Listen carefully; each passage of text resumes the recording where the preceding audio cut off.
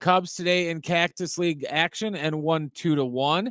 In NFL news, the Broncos announced today that they have informed Russell Wilson that he will be released after the 2024 league year begins on Wednesday. By releasing Wilson, the Broncos will take on an $85 million dead money charge against its salary cap over the next 2 seasons. The Lakers take on OKC tonight in their first game since LeBron crossed the 40,000 point mark. You can hear that game right here on San Diego Sports 760 with pregame at 7:15 and tip around 7:30.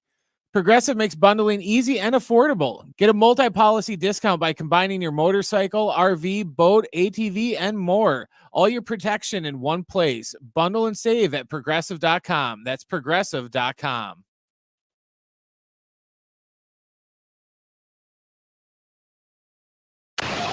The Aztecs get ready for their final games of the season, plus some history up in L.A. Sizes him up, 360, spin to the rim, and in! There it is! 40,000 on a 360 left-handed layup to the hoop. Now, it's time for Jon and Jim. All right, San Diego and Southern California, what's going on? It's hour one of Jon and Jim. Now, normally on Mondays, normally we have Jim, right? Just in general, normally we have Jim. He is not here today. Reason... let's blame it on a kidney stone. I don't fully know the reason, so let's just blame it on the kidney stone for today. I didn't ask. Right. So he will be back. Now, first of all, thank you to Brent and Coach for Friday. Because I was away. Because San Diego State was off this past weekend. And there's only so many off weekends when it comes to the Aztec season when you're doing football and you're doing basketball. Although, truthfully, Brent, we've had some off weekends because of all the Friday games. Oh, yeah.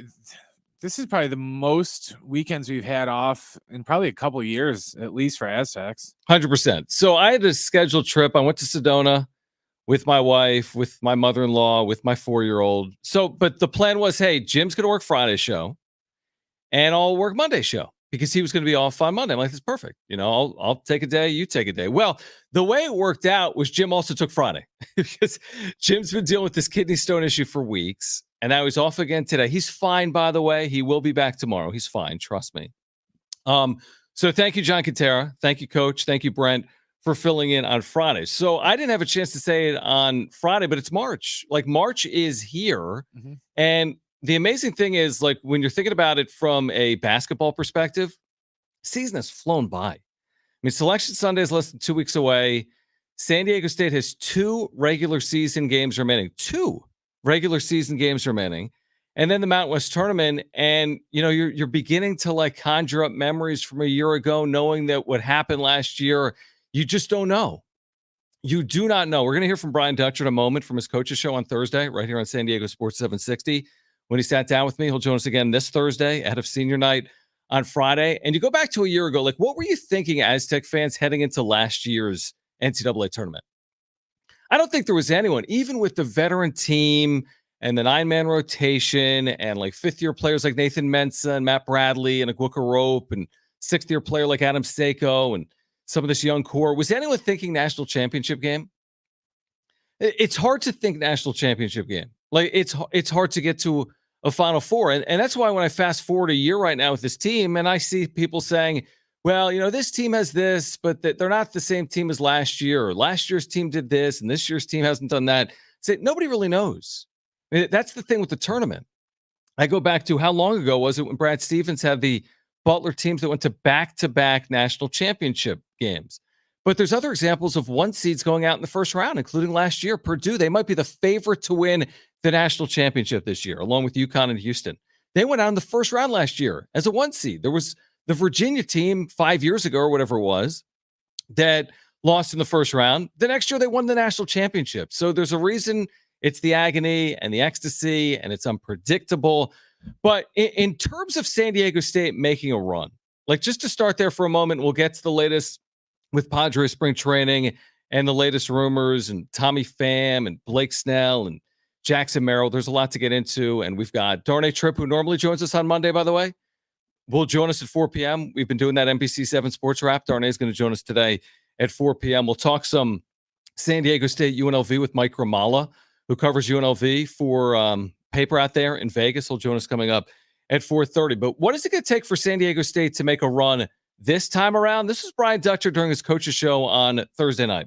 obviously we have to go to another level shooting the ball. If we're going to make a deep run in the conference tournament or in the NCAA tournament or to close the year, we have to make more 3-point shots. And it doesn't have to be the same guy.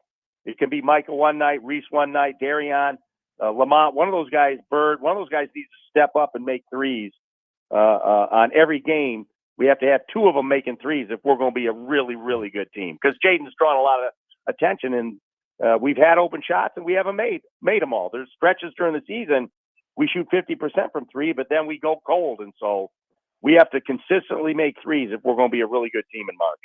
What do you guys think? I mean, is this team capable of making a run? 877-767-4760 or 70470 started with team. I mean, why not? 877-767-4760. Can they make a run this March? March is here.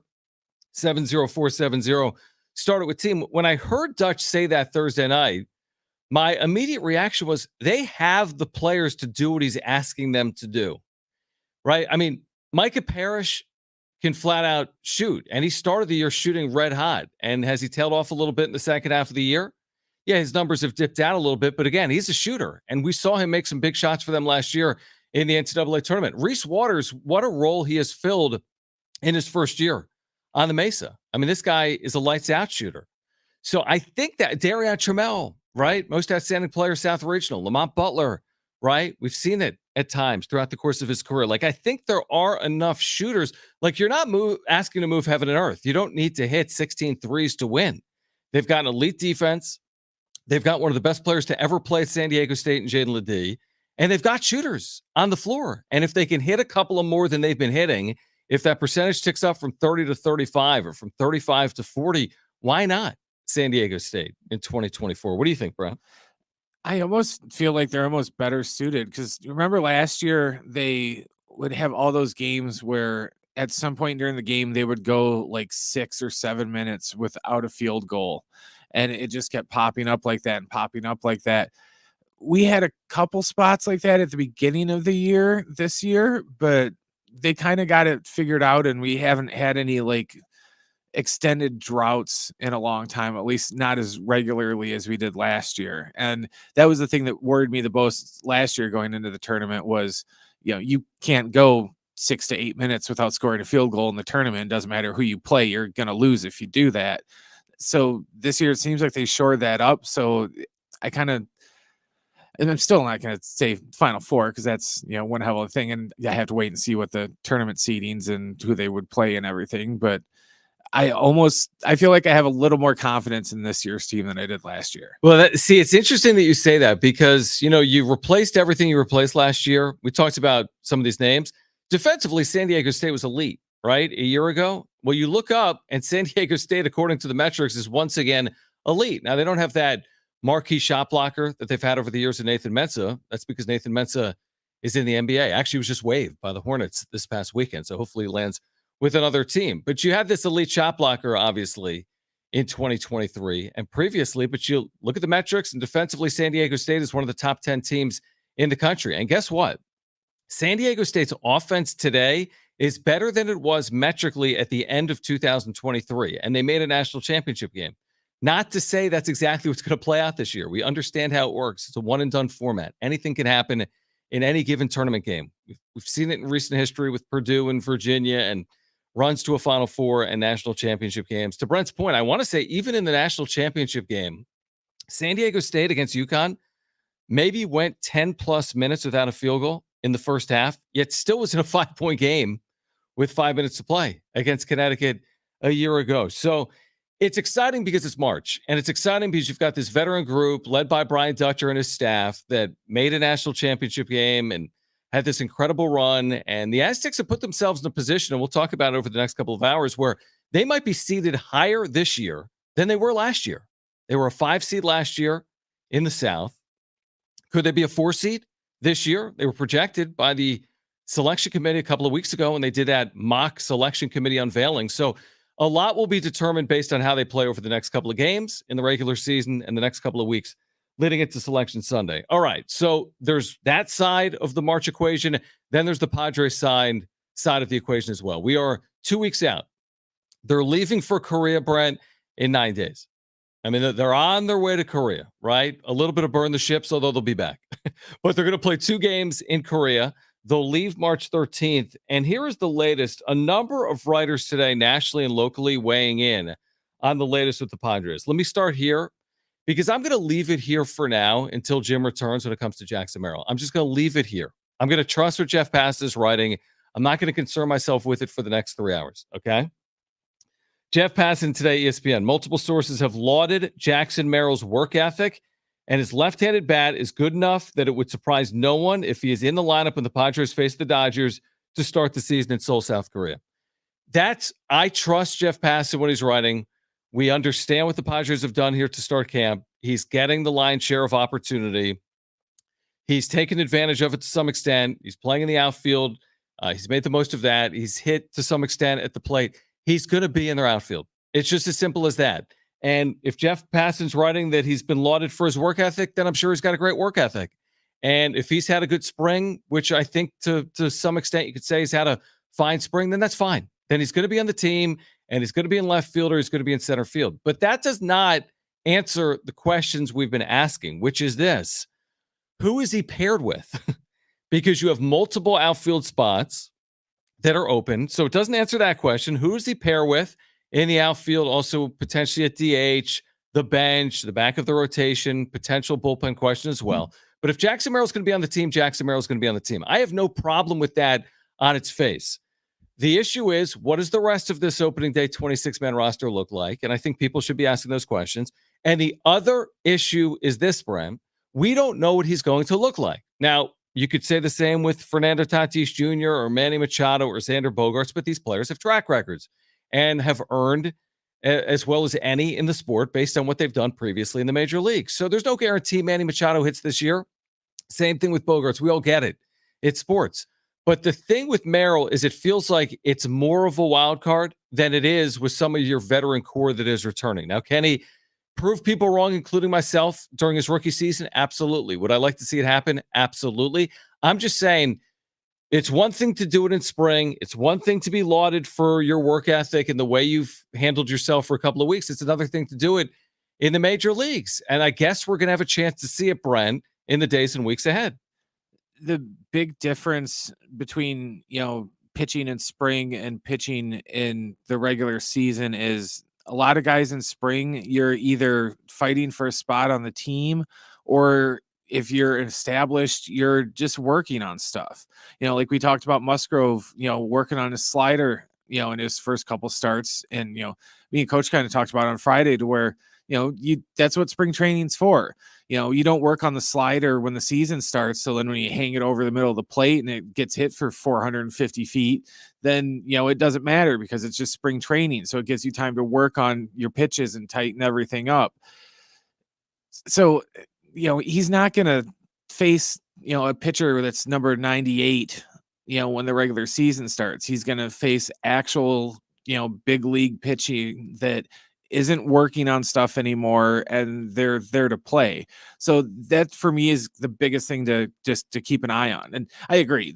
I think that's like the biggest, no duh thing of spring training is, oh, really? Jackson Merrill's going to make the team? Yeah. No, he's going to make the team. Kidding. Nobody. Yeah, that's the, not the elephant in the room, but you're not surprising anybody. Everyone already knows that. Right. We never said one time Jackson Merrill wasn't going to make the team. What we said, and I'll continue to say until he proves me wrong, is that you're asking a lot of a 21-year-old or 20-year-old, when the season starts, to move positions and to contribute as a regular.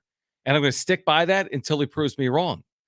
So, and by the way, to your point, and he's had a little bit of success here in spring training, and good. I hope it continues, and I hope he hits all the way until the season starts March 20th. But correct me if I'm wrong. He's not facing Yoshi Yamamoto and Tyler Glass now. And whomever else, if the Giants sign Blake Snell, you understand the point. Like when you get to the regular season, there are very few off nights for opponents in terms of who they're throwing at you. I mean, occasionally you'll run into, of course, over 162, you'll run into a 4A pitcher. You'll run into a spot starter. You'll run into a bullpen day. You'll run into a pitcher that is struggling.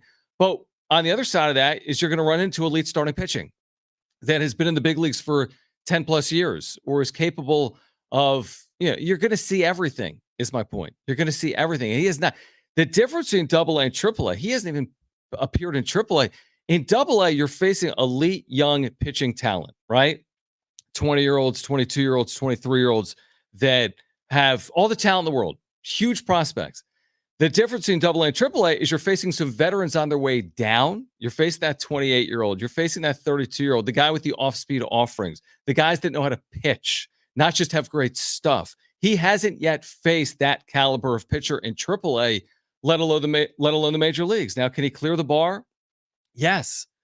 Do they think he can clear the bar? Clearly, because they're going to put him on the opening day roster. But here's AJ Cassavell today at MLB.com, locally. Writing this, the outfield race is getting interesting. I still think there's at least one more addition to come.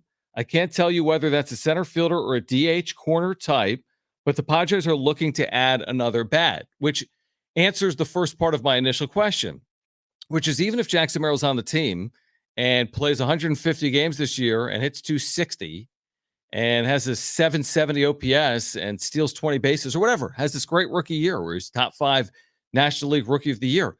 That alone does not fix the issues you have right now in the outfield. Now, you have some options. You got some guys in camp that have had decent springs. You have veterans like Jurickson Profar. You have free agents that are still available like Tommy Pham. We've had the Pham conversation a lot over the last couple of weeks. But I go back to what Fangraphs wrote earlier maybe not this month, but this spring, that at this point, the lowest projected WAR at left field in the major leagues is San Diego's WAR in left field. Now, that because they don't necessarily know how to project Jackson Merrill. And again, they weren't getting a lot of projected WAR last year out of Trent Grisham in center field, but they did have Juan Soto. So I understand it. Without Soto, they addressed other needs with the Michael Kings and some of these other pitchers that came over, Johnny Brito, young pitchers like Drew Thorpe, backup catcher. So maybe they've addressed some of their needs. But at the end of the day, no one on March 4th at 3:18 Pacific has answered this question, which is who is starting in the outfield for the Padres, even if Jackson Merrill makes the team? Right? It's almost like we kind of know who's going to start, I think, in 2 of the spots. We just don't know where, because, we don't know, is Tatis going to play center field? Is Merrill going to play center field? Is the soon-to-be named mystery outfielder, he going to be playing center field? So it's kind of like, it's one of those things where, like when you open up a puzzle, we kind of have the pieces of the puzzle. It's just we're kind of rearranging everything to see where they fit. And so, like I said, I think we have 2/3 of the outfield. We just, maybe even if you start Profar, we have the whole outfield. It's just, I think we could probably do better than Profar. Yeah, I mean, again, it's fine, but are you trying to be fine? And maybe you have to be fine in certain areas to be good in others, because you can't be good in every single area. You can't lower payroll $100 million and then improve your overall roster where you've improved at every position. You may improve as a team, but take a step back positionally. And that might be the case. Maybe they are a better team. I know Kevin talked with Darren about this earlier today, right here on San Diego Sports 760. I mean, nobody wants a repeat of what happened last year with that crazy high payroll, top 3 payroll, team coming off a National League Championship Series, stars everywhere, and then they don't perform and are well under 500 in September and essentially out of a pennant race. Nobody wants that. So there's no guarantee that just because they've replaced some pieces or the payrolls come down that they're going to be worse than they were a year ago. But also the other side of that coin is there's no guarantee that just because they've lowered their payroll, will they be a better team this time around? And then there's this. Speaking of Tommy Pham, Dennis Lin writing this today in The Athletic. Padres officials believe Pham, with his obsessive work ethic, also would bring intangible value to a clubhouse that likely will include Merrill and other young players. I find that interesting. Why? You already should have, with what you've spent, players on this roster that Merrill should be able to turn to that possess obsessive work ethics and intangibles. End of sentence. You should not have to go out and sign Tommy Pham because of his work ethic and his intangible value. If you think he makes you better, by all means, sign him. but don't sign him because Jackson Merrill is going to take a liking to him. Or if that's the reason why you're going to do it, not just Merrill, but your younger players as well. What does that say about your core? They've tried this already a couple times. And, how many guys have they signed because, oh, well, we are going to sign Robinson Cano because he's buddies with Fernando Tatis. And so we're just going to sign him. And that didn't work out. Oh, we're going to sign, who was the other one? Cruz. Nelson Cruz was here. Yep. We're going to sign him because he's buddies with Tatis Jr. and he's buddies with Machado. And it's just like, okay, so we're just going to sign them because they're friends with somebody that's already on the team, and then they just don't work out. So, are we going to sign Pham because we think he can play, or because we think he's, going to come in here and mentor people? Especially, like, this isn't a guy that's coming in like Profar on a $1 million deal. You say, okay, it's $1 million. He's a vibes guy. It makes sense. Maybe he fills multiple positions. He can come off the bench. He can start in a pinch as well. Like, Tommy Pham's coming off a year in which he was in a World Series. Like, I'm not signing him because of intangibles and work ethic. I'm signing him because I think he can help the team, which is maybe the reason they're doing it.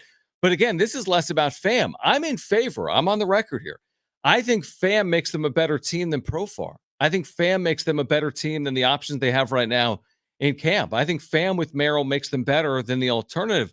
But what does it say? You have to ask yourself that question. What does it say if you need to bring in Pham because of his work ethic and intangible value that these other players currently on the roster aren't providing? I mean, isn't it damning towards the other group? Because what you're saying here is Pham provides something that group doesn't provide to the young players. That's what I'm reading, unless I'm missing something. Pham provides something that the rest of this core that you're paying a lot of money to doesn't provide to young players. Am I missing something? It's just odd because, when spring started, we kind of were talking about how, it seemed like, Manny and some of these older guys have kind of leaned into their, responsibility of being team leaders and doing all this. And now it kind of sounds like, oh yeah, you remember how those, the Manny's words, the big dogs were going to be the team leaders. Well, yeah, we might just defer that to the guy that we're going to sign 2 weeks before the season starts. And that's going to be like our, every other day outfielder. He's going to be the new leader of the team, not the big dogs. They've deferred their leadership to this other guy that's only going to play every other day. Let's continue with that conversation on the other side. I mean, what does it say if that's the reason why you think you need to bring in Tommy Pham for these young players? Plus, Star Night Triple, join us at 4 p.m. Mike Ramala covers UNLV. We'll get you ready for a huge one tomorrow at the Thomas and Mack, San Diego State and UNLV. We have great giveaways, a pair of them that we'll tell you about on the other side as well. We're just getting started. Do not go anywhere. It's Jon and Jim without Jim. Stay with us.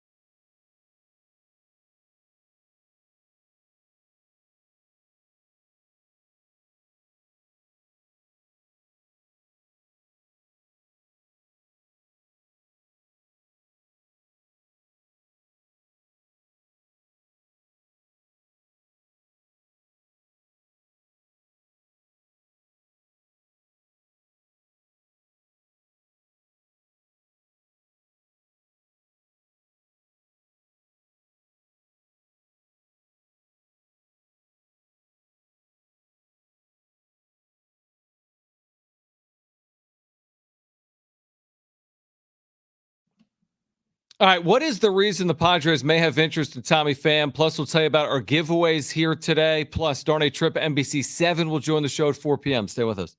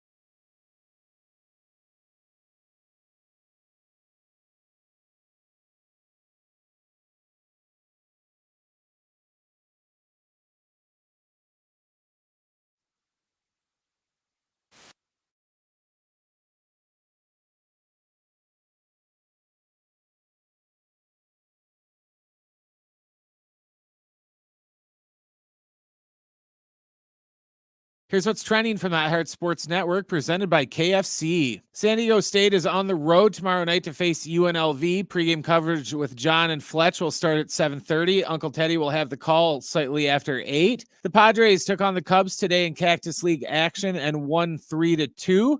In NFL news, the Broncos announced today that they have informed Russell Wilson that he will be released after the 2024 league year begins next Wednesday. By releasing Wilson, the Broncos will take on an $85 million hit in dead money against their salary cap over the next 2 seasons. The Lakers take on OKC tonight in their first game since LeBron crossed the 40,000 point threshold. You can hear that game right here on San Diego Sports 760 with pregame at 7:15 and tip around 7:30. KFC's new Smashed Potato Bowl is here. Fries, mashed potatoes, cheese, and bacon come together to make a smashable snack that's only $3.49. It's finger licking good.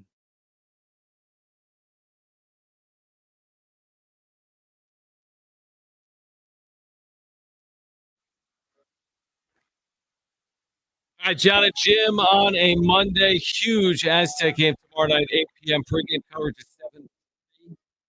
State in Vegas to take on UNLV. I heard something ridiculous the other day, Brett. Maybe I saw it on social media or somewhere. UNLV has won 9 of its last 10 games. Okay? That alone doesn't sound that crazy. It's their first time ever. They've been in the Mountain West since it started 25 years ago. It's their first time ever winning 9 of 10 in the Mountain West. UNLV. Now, again, their heyday was Big West, right before the dawn of the Mountain West, but that's how good they've been playing. And this is a good year in the league. This isn't just some random year and they've avoided San Diego State, and that's how they've won 9 of 10. They've won 9 of 10, and they've got some really gut-wrenching losses this year. This has the chance to be an excellent game. And by the way, for the Aztecs, everything from the 1 seed in next week's Mountain West tournament at the Thomas and Mack is on the line to the 6 seed. The 6 seed is going to play Wednesday in the opening round. The top 5 seeds are going to get a bye to the quarterfinal.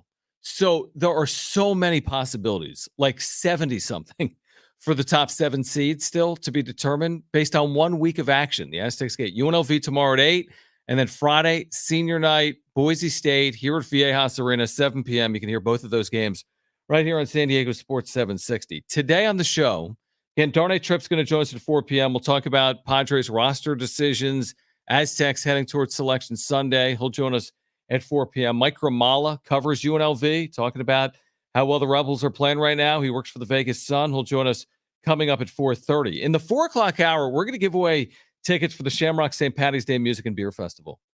So be listening for those. Perfect time of year, coinciding with the start of the NCAA tournament. We have those for Trainwreck Radio. Shamrock St. Patty's Day Music and Beer Festival. We'll give those away, Bren, in the 4 o'clock hour. Tradition returns as an authentic Irish celebration. Takes over the streets of San Diego's historic Gaslamp District, March 16th. San Diego Shamrock.com for tickets and info.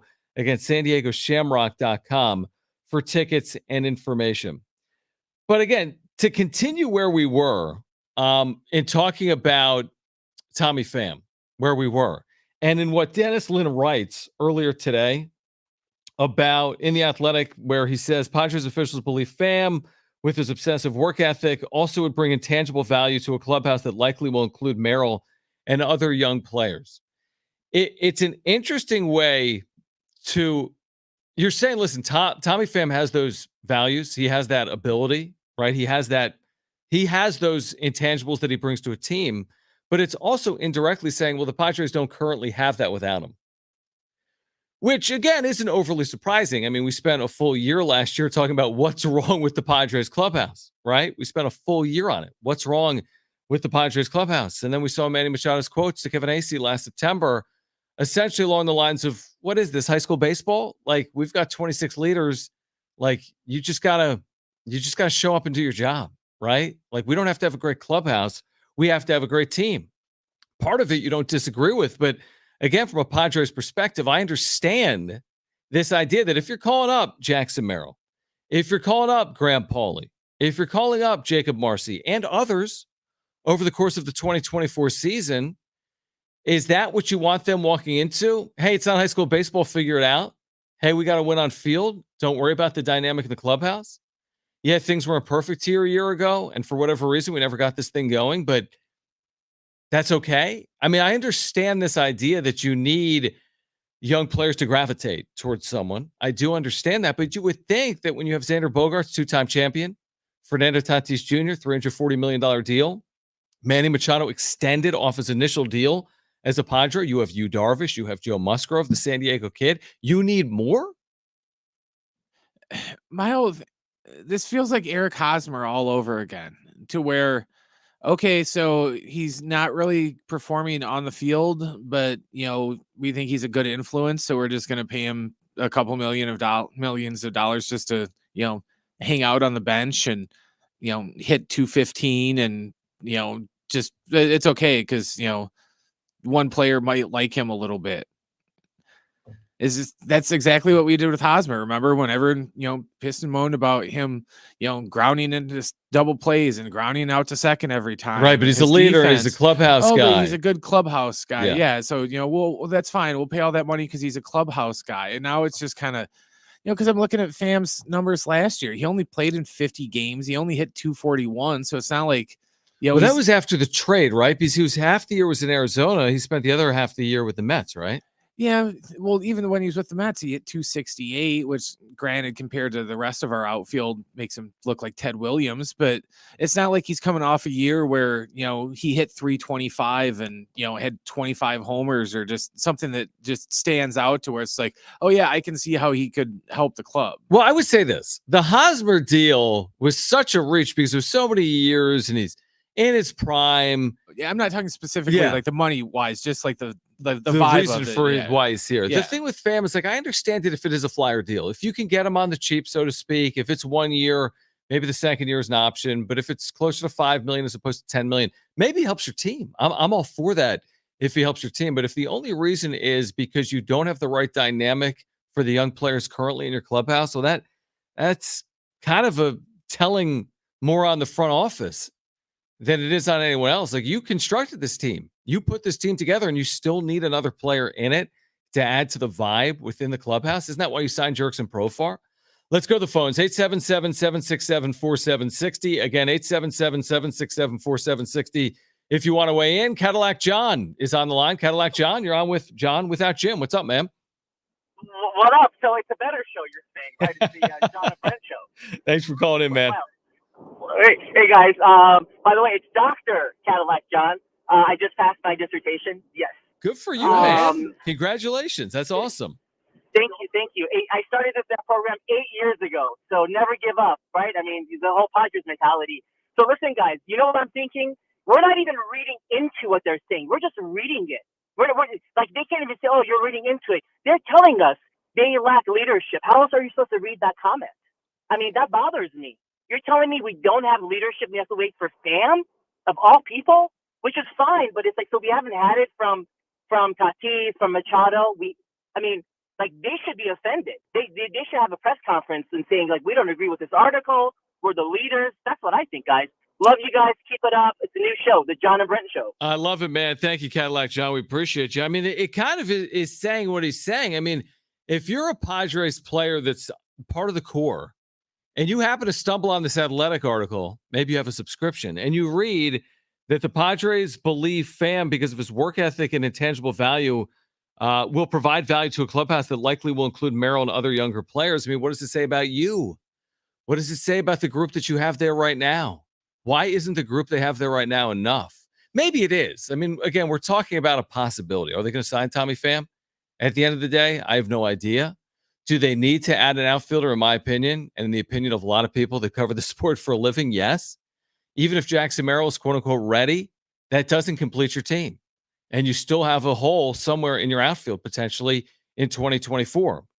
So again, if you want to sign Pham because you can get him for the right price, and he's coming off a decent year where he helped guide a team to the postseason, I'm all for it. But if the reason you're signing Tommy Pham is because he provides something in the clubhouse that you don't currently have, well, that's on the front office for putting together a team like that and giving out these contracts like this. It's amazing you could do that and have this group and this core and still need more for the young players. That's how I see it. Maybe I'm wrong. 877-767-4760 if you want to weigh in, or 70470. Start your message with the word team. All right, Darnay Trip, NBC 7, 4 p.m. On the other side, is that good? The best and worst of the sports weekend. It's a Monday. We've got giveaways for you. It's Jon and Jim. Stay with us.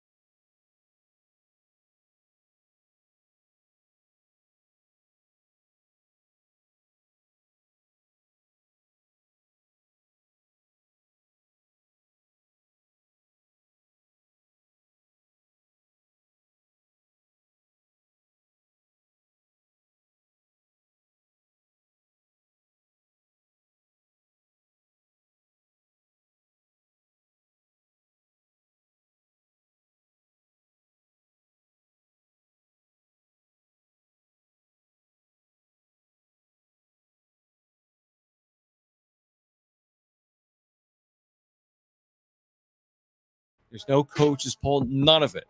They see your results. They see your results from a metrics perspective. There's a handful of metrics that are in there, including Ken Pom. We just had Ken Pomeroy on last week. The net, the NCAA's official metric for seeding purposes. But nobody sees the polls. And we get so enamored with them. I mean, I get tagged every week, Brent, from Aztec fans, college basketball fans. How is this team ahead of San Diego State? I think this week St. Mary's is ahead of San Diego State. The Aztecs beat St. Mary's by 25 points in November. How is St. Mary's ahead of San Diego State? And what I want to say in these circumstances is it'll all sort itself out. Just keep winning. You can't concern yourself with some voter for the Missoula Pilot, or the Bozeman Eagle or wherever, or the St. Louis Dispatch. You can't concern yourself with it. They are not the 12 people on the selection committee, and that's all that truly matters. All right, next hour. Darnay Tripp will join us on the other side. The latest from Padres spring training, the looming roster decisions for AJ Preller. Mike Gramala covers UNLV. San Diego State plays UNLV. Mike's going to join us at 4:30. And then also in the 4 o'clock hour, your chance to win a pair of tickets to the Shamrock St. Paddy's Day Music and Beer Festival. It's hour 2 of Jon and Jim, and it's next.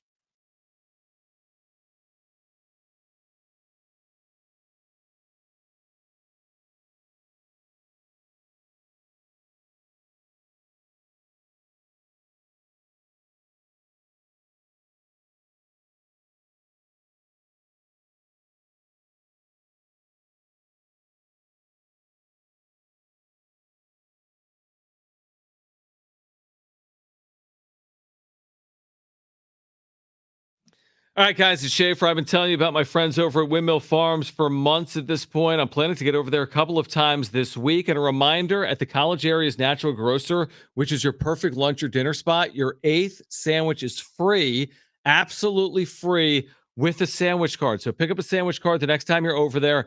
They've got award-winning sandwiches at their deli, a wide selection of deli sandwiches, everything you could possibly want, high-quality ingredients, fresh ingredients, and low prices as well. In addition to the deli and the 8th sandwich free with the sandwich card, they've got everything you could possibly want from a grocer. Organic farm fresh produce and meats, the amazing craft beer selection we've told you about. They're centrally located off Del Cerro Boulevard, right across the freeway from Montezuma Mesa. And Trevor and his family have been serving San Diegans for 20 plus years and supporting local San Diego businesses like Harris Ranch, Mr. G Salsa, and more. Even if you don't live in the college area, you can find Windmill Farms on Instacart, have your groceries delivered directly to your doorstep. Weekly specials, check those out on Instagram or at windmillfarmsmarket.com. Again, weekly specials at windmillfarmsmarket.com. But whether it's lunch, dinner, or grocery needs, shop local, shop at Windmill Farms.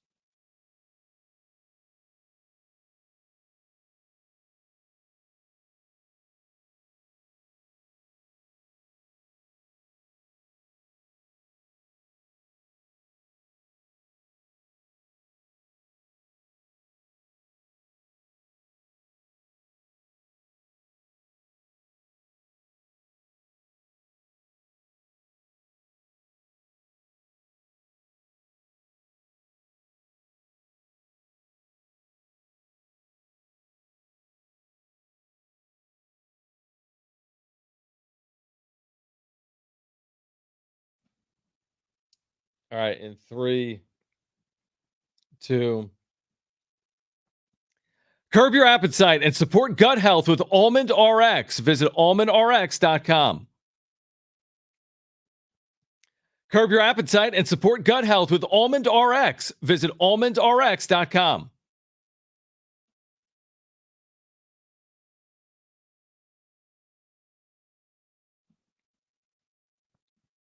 Almond RX is the first and only skinless almond fortified with vitamin D. Founded by a San Diego sports medicine physician, Almond RX is packed with a powerhouse of nutrients and antioxidants supporting heart, cellular, and gut health as they curb your appetite.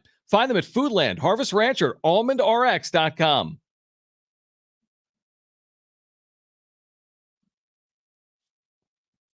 Almond RX is the first and only skinless almond fortified with vitamin D. Founded by a San Diego sports medicine physician, Almond RX is packed with a powerhouse of nutrients and antioxidants supporting heart, cellular, and gut health as they curb your appetite. Find them at Foodland, Harvest Ranch, or almondrx.com.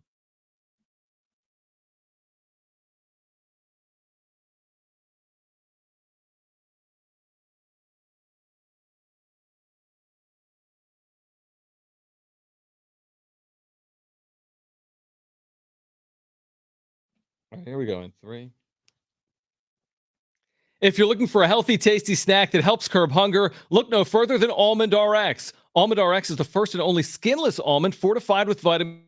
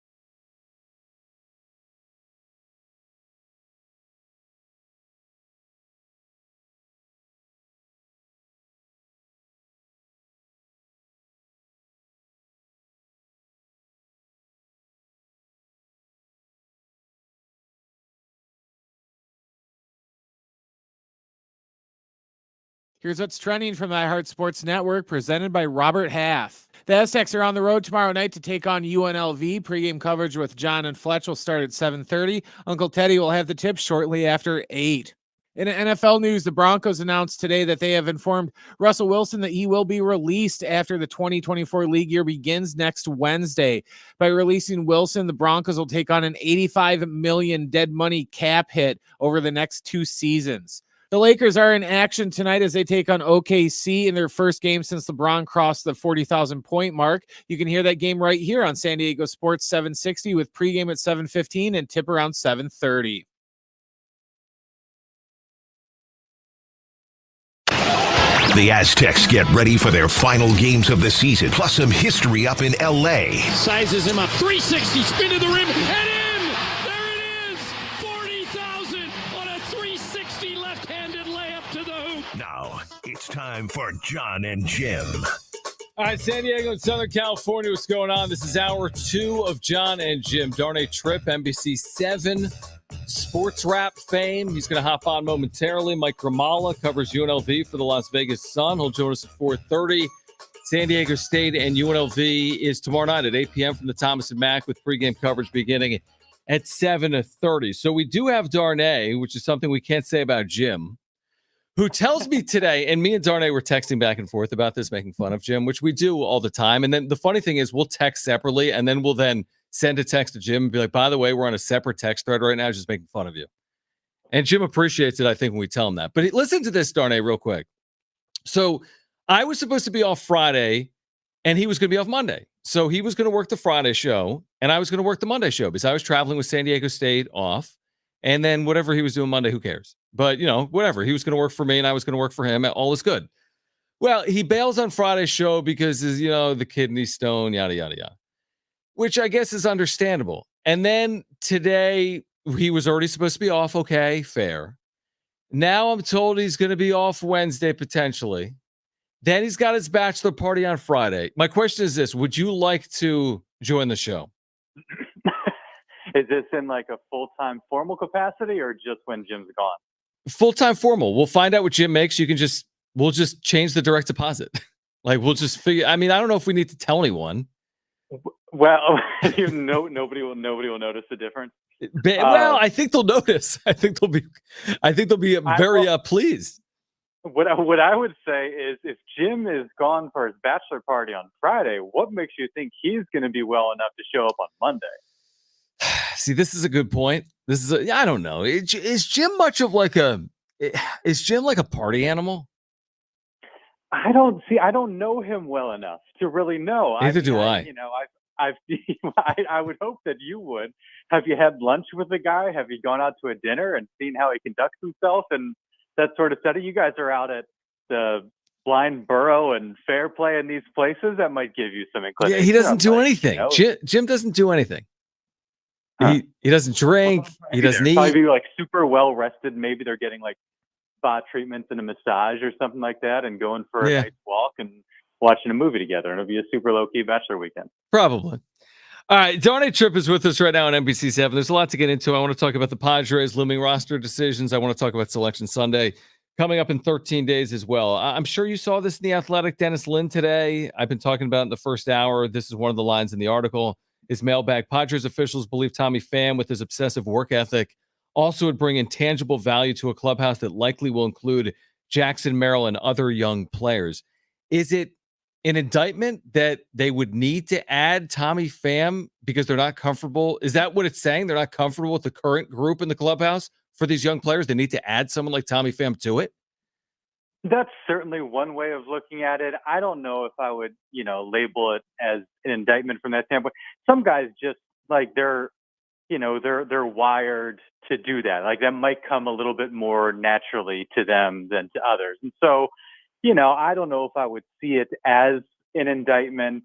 I will say, people make fun of the guy, but one thing you heard about Eric Hosmer all the time is when new guys came in, like he would kind of make players feel comfortable and help with that kind of transition process to them getting in the clubhouse, maybe, figuring out what it takes to be a major leaguer. And so maybe that's something that they feel like they're missing from that standpoint. The stars on the team, that just might not necessarily be their strengths. And that's all right. I will say, whenever this stuff with Tommy Pham comes up with the clubhouse could really use a guy like that, yada, yada. Mm-hmm. Tommy Pham was on the team in 2021, right? Good point. Did Tommy Pham save the team, save the clubhouse in 2021? A lot of stuff went wrong when Tommy Pham was standing right there. So was that necessarily in his control? Did he contribute to that? I don't know. All I know was that, he's kind of being talked about as like a potential savior in this clubhouse. Tommy Pham didn't save anything in 2021. But let me ask you this. Is it about saving anything, or is it about giving the right direction for players that need guidance? Whatever it was, there were issues upon issues seemingly in 2021. And, the team obviously had the greatest collapse in franchise history, or whatever it is. But I think, maybe we're talking about two different things from this standpoint. And I remember talking to Taylor Trammell about it going into the 2020 season, how much he appreciated having somebody like Tommy Pham around. I think in a year where you are going to be seeing more of these young players coming up, and they are going to likely have some impact on the season, sure, having a guy like that can kind of help them along, as long as he knows that's going to be his role and that's going to be the expectation for him and he's comfortable with that. Sure, it couldn't hurt, especially when there are multiple spots in the outfield where, his skill, his experience could suit the team rather than, the current collection that, leaves something to be desired and is short on everyday type experience. Yeah, completely agree. I'm with you. I think if he helps the team, it makes a lot of sense. If you're doing it to help players like Jackson Merrill and other young players, that alone is a little suspect just in terms of what they've already established. You would like to think with the core in terms of what they're paying. So Darnay Tripp is with us right now, NBC7.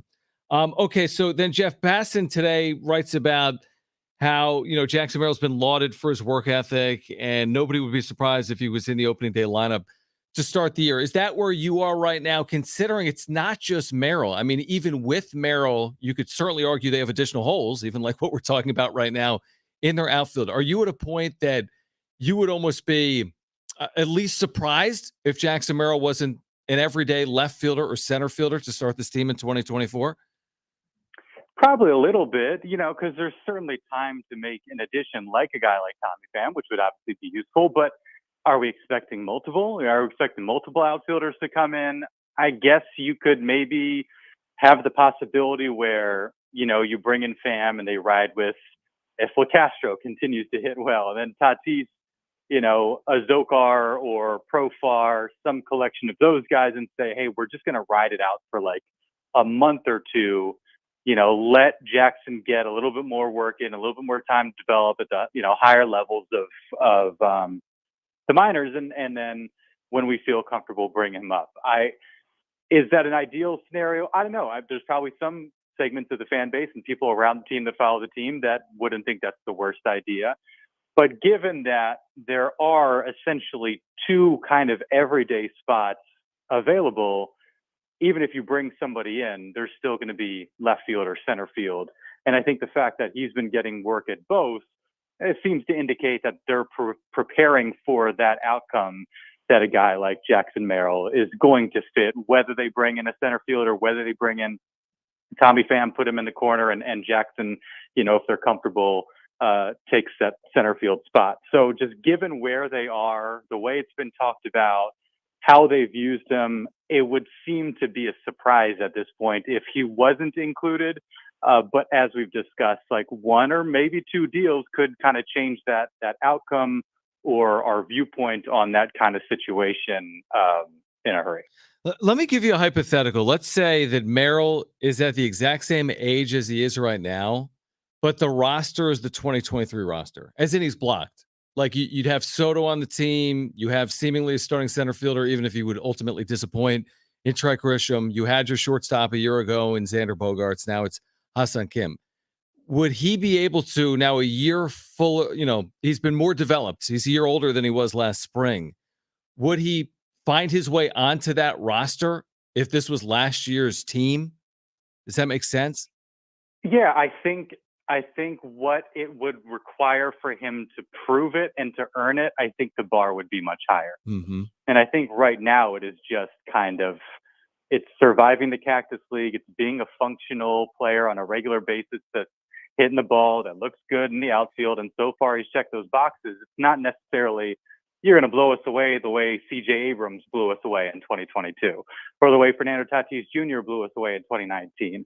I think a lot of people around the team, and I've enjoyed watching as well, are excited about the possibility, are looking for things to get excited about. And he's provided some of those. Now, has he had just like a supersonic, overwhelming type of like, man, this guy's incredible spring? Certainly not. And maybe that's what it would have taken in a situation like last year, where you have everyday guys, you have all-stars, you have silver slugger types, MVP caliber, players on either side of the outfield.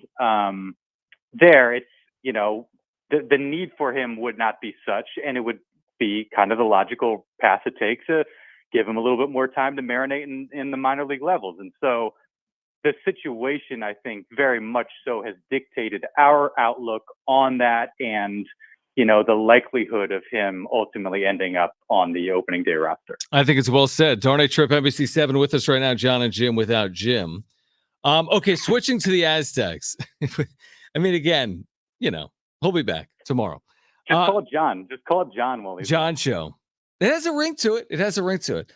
Switching to the Aztecs, Selection Sundays in 13 days. It seemingly is a really important couple of games here for the Aztecs, because the difference in a 4 seed or a 5 seed could mean a lot. Like whether you stay in the West with your first and or second round games or if you're shipped out. Because a year ago they were 5 seed, they ended up in Orlando. Now it all worked out beautifully. But I think all things being equal, Brian Dusher would prefer to be in Spokane or Salt Lake than he'd be, prefer to be in Pittsburgh or in Charlotte. So how do you look at this? Like, what's a best case seed scenario? What's a worst case seed scenario? And how important is this week for San Diego State? Yeah, I think it's certainly important. I think, the absence of any sort of quad 1 loss. And if I'm not mistaken, a loss at UNLV would be quad 2 at this point. Am I wrong about That's that? correct. That's correct. And so I think that's a nice feather in your cap for how many teams, in the country have only lost quad 1 games in a conference like the Mountain West. We know the Aztecs test themselves in the non-conference. getting revenge against Boise State. There's obviously kind of the senior night side of things, going out in that manner. If they get some help, do they have an opportunity to cut down nets at home in front of their home fans, even if it's for a split or a share of a Mountain West regular season title? So there's kind of that element, the fan service element as well. And then just going in the conference tournament, I think what's good is, the Mountain West hasn't, as brutal as it's been, it doesn't seem to have cannibalized itself to the degree that it'll hurt itself on Selection Sunday. Now, an upset or two, in the first round of the Mountain West tournament could change that. If there's a team that's, teetering a little bit, if it's, I'm trying to think of where everybody is kind of in New Mexico or what have you. If somebody falls early on, like how does that kind of impact things? I think it's the type of tournament where like you want everything to essentially be chalk as far as those top 6 teams are concerned, as long as possible, and then just have them, hammer each other over the course of the last couple of rounds, so as to kind of preserve the league, the quality of the league, the quality of the victories, and really the quality of the losses as much as you possibly can. So it's important, it's interesting, but as you said, last year they went to Orlando and Louisville. Those aren't exactly places. Aztecs traveled. I'm sure they'll travel even more so now, given what happened last year. So it's cool, to maybe get to a 3 if they end up as a 5, or I don't think it's going to happen, but a 6. Like, this is a team that I think is equipped to do well, regardless of the situation or the setting. All right. So last question then related to San Diego State. What do you consider to be a good March? Oh, man. Look, the NCAA tournament's really, really tough. And if you get to the Sweet 16, like, you've accomplished something. Is it going to be satisfying? No. But last 16 teams standing, that's roughly where the Aztecs are ranked right now, according to the committee, according to the polls, and all of that. And so you come off a season last year where, they far exceed anybody's expectations in March. It's going to color your expectations going into the following year and what you're satisfied with. NCAA tournament's really, really tough. And this isn't, if you're a dominant type team, if you're a Purdue, if you're one of these teams that is top 5 all year, that has like a Final Four type makeup, which the Aztecs do, but it's not a sure thing, I could maybe see being disappointed if your season ends in the Sweet 16 or even the Elite 8. But I think San Diego State, as good as they have been, they're not without some warts. And I think you have to be really, really outstanding to look at, a Sweet 16 appearance as some sort of failure. I think following up last year with a couple more wins and advancing in the tournament, that'd be something to be proud of. Darnay Tripp, Darnay, I appreciate you hopping on. Something Jim was unwilling to do today, but you were willing to do, so we do appreciate that. Now, what's our plan moving forward? Because Sports Wrap, it had a good run, but we're not going to be doing it each and every week. So, I mean, I can still text you, right? Yeah, I think that's what I did today. The plan is like it was today, where you text me at like 2:00 and say, "Hey, Jim is out. Can you jump on at 4:00?" And I'll say, "Yeah, I think so." So I think it's gonna be a looser framework than it was in the past. Right. I like that. But I enjoy it. I enjoy those surprises. Jim never texts me to ask. No, Jim's never booked a guest. Little known fact. Always you reach out to like the people at the top of your list, and when they're unavailable, you text me at like 1:30 or 2, and we can usually make it happen. That's not what happened. I texted you at like 1:15. Yeah, that's true. It was a little bit earlier today, but yeah, I mean, all these days that Jim is gone, hit me up. Maybe we can make it work on a more regular basis. Darnay, appreciate you, my friend. Thanks for hopping on.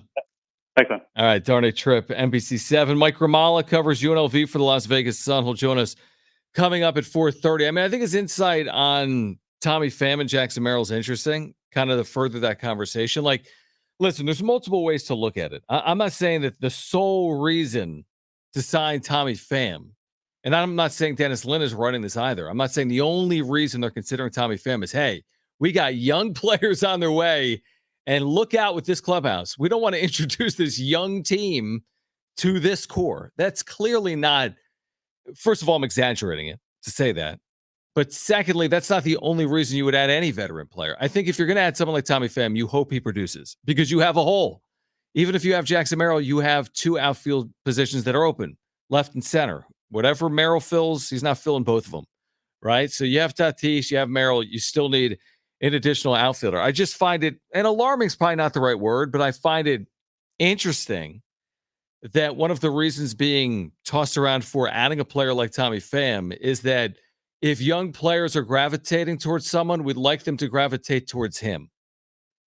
That's interesting. And Brent, I think you mentioned it earlier. I mean, it's March 4th. So you're going to bring someone in. You've already had camp open for weeks. And now you're going to bring someone in the middle of camp and say, hey, he's the guy, young players, you should be gravitating towards. That alone is an interesting reason to sign someone. And I'm probably reading too much into it. That would not be the only reason why they would sign Tommy Pham. Yeah, it's almost like, Tatis and them, they had their fill of leadership after 3 weeks of spring training, or like, nah, we're good. We're good now. Can anyone else do this? Right. Yeah, it's kind of, I brought up Hosmer earlier, but it's one of those things where if they're so concerned about these, positive influences in the clubhouse and everything, aren't you factoring that in when you're hiring your bench coach and you're hiring your staff? Because that sounds more like something that should be more heavily involved in when you're hiring your staff, not necessarily your roster. Because, if you have someone on your staff that's this great influence, it's fine because he doesn't have to, hit or do anything, opposed to bringing someone around just for their influence. And then, you just put up with whatever numbers they, can give us. I'm telling you, Brad, it's kind of, I'm interested. I mean, I'm fascinated with how they finish this off because it's like they've done so much work over the previous seasons, off seasons, deadlines to build this. But we've said this repeatedly. It's incomplete, which is fine. It's March 4th. There's other teams with incomplete rosters, but like they are really incomplete. And no matter what you want, you could say Merrill is going to be on the team and start 155 games. Who's their DH? You can say they're going to sign a DH. Who's their center fielder? You could say they sign a center fielder. Who's their 4th starter? And I think they have some candidates. Johnny Brito today, 3+ scoreless innings. Matt Waldron was good again here today. By the way, Fernando Tatis Jr. encouraging 3 hits today in spring training in a win over the Cubs. So again, no roster is fully complete, but that certainly includes the Padres here in 2024. Okay, well, we have one moment before we step aside, and we're going to be joined by Mike Ramala, by the way. On the other side, covers UNLV. We'll get ready for San Diego State and UNLV. I felt like we should do this, Brent, with Jim not here. So a couple of things that Jim normally would try to avoid but kind of talk about. The Warriors yesterday lost by 52 points. Ouch. In Boston, Steph Curry saying postgame, that's the thing we used to do to other teams. What Boston did to us is what we used to do to teams like them. Okay, so there's that. So Jim somewhere is not happy. And then, remember we joked about the Niners hiring Brandon Staley? Yes. They hired Brandon Staley. Now, not as defensive coordinator, but they added Staley to their staff, and they hired, he was on their staff, Nick Sorensen. He had been their pass game specialist, previously a special teams coordinator, I think with the Jacksonville Jaguars. They elevated their pass game coordinator to defensive coordinator and added Brandon Staley to his staff. So that's what the Niners have done after parting ways with their previous defensive coordinator, Steve Wilkes, a couple of weeks ago. They have hired Brandon Staley, the former Chargers head coach, to work alongside Nick Sorensen, who was their pass game coordinator. And that's the plan to be better in 2024. It's kind of a weird promotion, isn't it, to go from pass, coordinator to defense? He was their defensive pass game coordinator. Oh, okay. Okay. That's a good point. It's like they'd be like, hey, you're a quarterback's coach, and now tomorrow you're the defensive coordinator. Well, but to your point, he was their nickel corners coach. That he was a nickels corner coach and a defensive pass game specialist. Now he's the DC. I guess that's maybe a natural evolution. And Brandon Staley. So that's the solution. They got rid of Steve Wilkes. There wasn't some home run hire. It's not, remember, Jim said, hey, are you calling Bill Belichick? Come on. But it's actually Nick Sorensen and Brandon Staley. It's not Bill Belichick. So what you're saying is Jim picked the perfect day to not come to work today. Basically.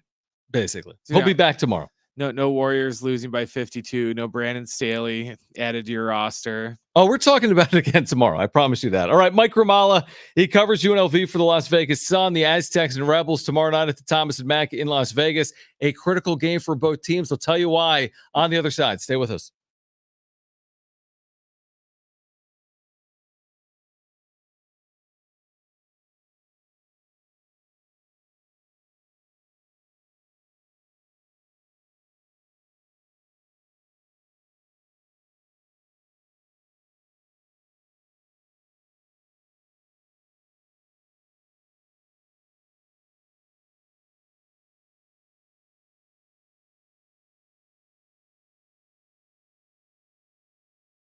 Hey guys, it's Schaefer. I'm going to swing by Windmill Farms a couple of times this week for lunch, and you should too. Lunch or dinner. They've got this fabulous deli you need to check out. It's so quick, easy, and affordable. And your 8th sandwich is free. You have to see their selection, everything you could possibly want. Healthy ingredients, fresh, low prices. They pride themselves on low prices. Your 8th sandwich is free with a sandwich card. In addition to the deli for lunch or dinner, everything you need, your grocery needs, your game day needs, your tailgating needs, they have them. Organic farm fresh produce and meats, amazing craft beer. They're centrally located off Del Cerro Boulevard across the freeway from Montezuma Mesa. I'll get there before senior night on Friday. Windmill Farms is family owned. Trevor and his family serving San Diegans for 20 plus years, supporting our local businesses like Harris Ranch and Mr. G's Salsa and more. You don't even have to live or work in the college area because Windmill Farms is on Instacart. Have them deliver your groceries directly to you. They have weekly specials at windmillfarmsmarket.com. Again, windmillfarmsmarket.com. And whatever it is, lunch, dinner, grocery, tailgate, and game day needs, shop local, shop at Windmill Farms.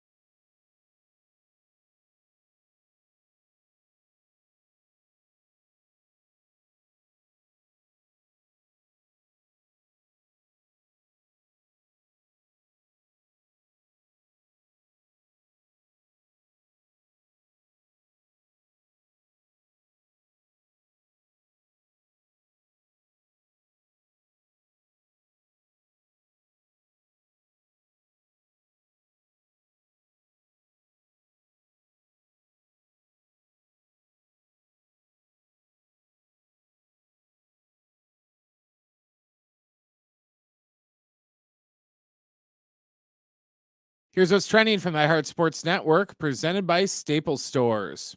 The Lakers take on OKC tonight in their first game since LeBron crossed the 40,000 point mark. You can hear that game right here on San Diego Sports 760 with pregame at 7:15 and tip around 7:30.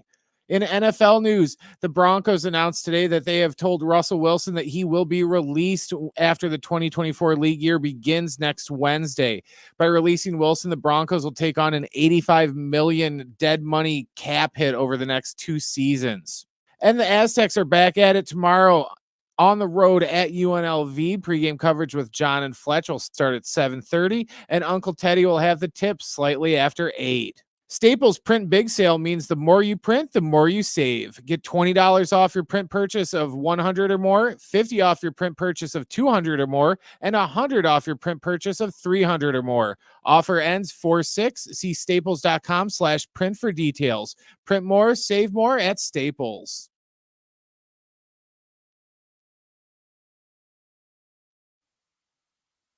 All right, coming up in about 5 minutes, your chance to win a pair of tickets to the Shamrock St. Patty's Day Music and Beer Festival. That's March 16th. We'll let you know when to call. That's for Trainwreck Radio Trivia. SanDiegoShamrock.com for tickets and info. Again, March 16th. It's coming up in just a couple of weeks. Speaking of coming up tomorrow night, huge showdown in the Mountain West. Who would have thought it?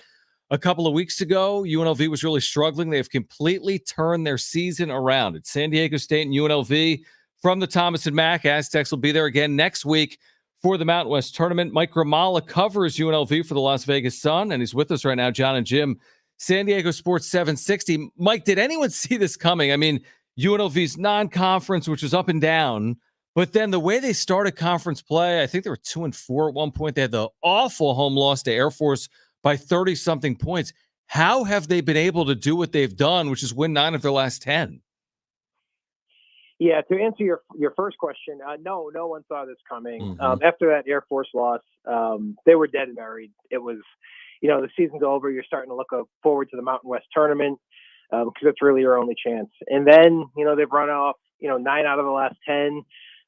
That one loss was, they're up by 6 and, with a minute to go, and they kind of gave it away. So, I mean, it could even be 10 out of 10.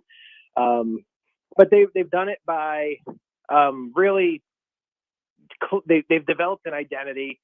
It took them about half the season to figure out, what kind of basketball they wanted to play, who they wanted on the court, how they were going to play together.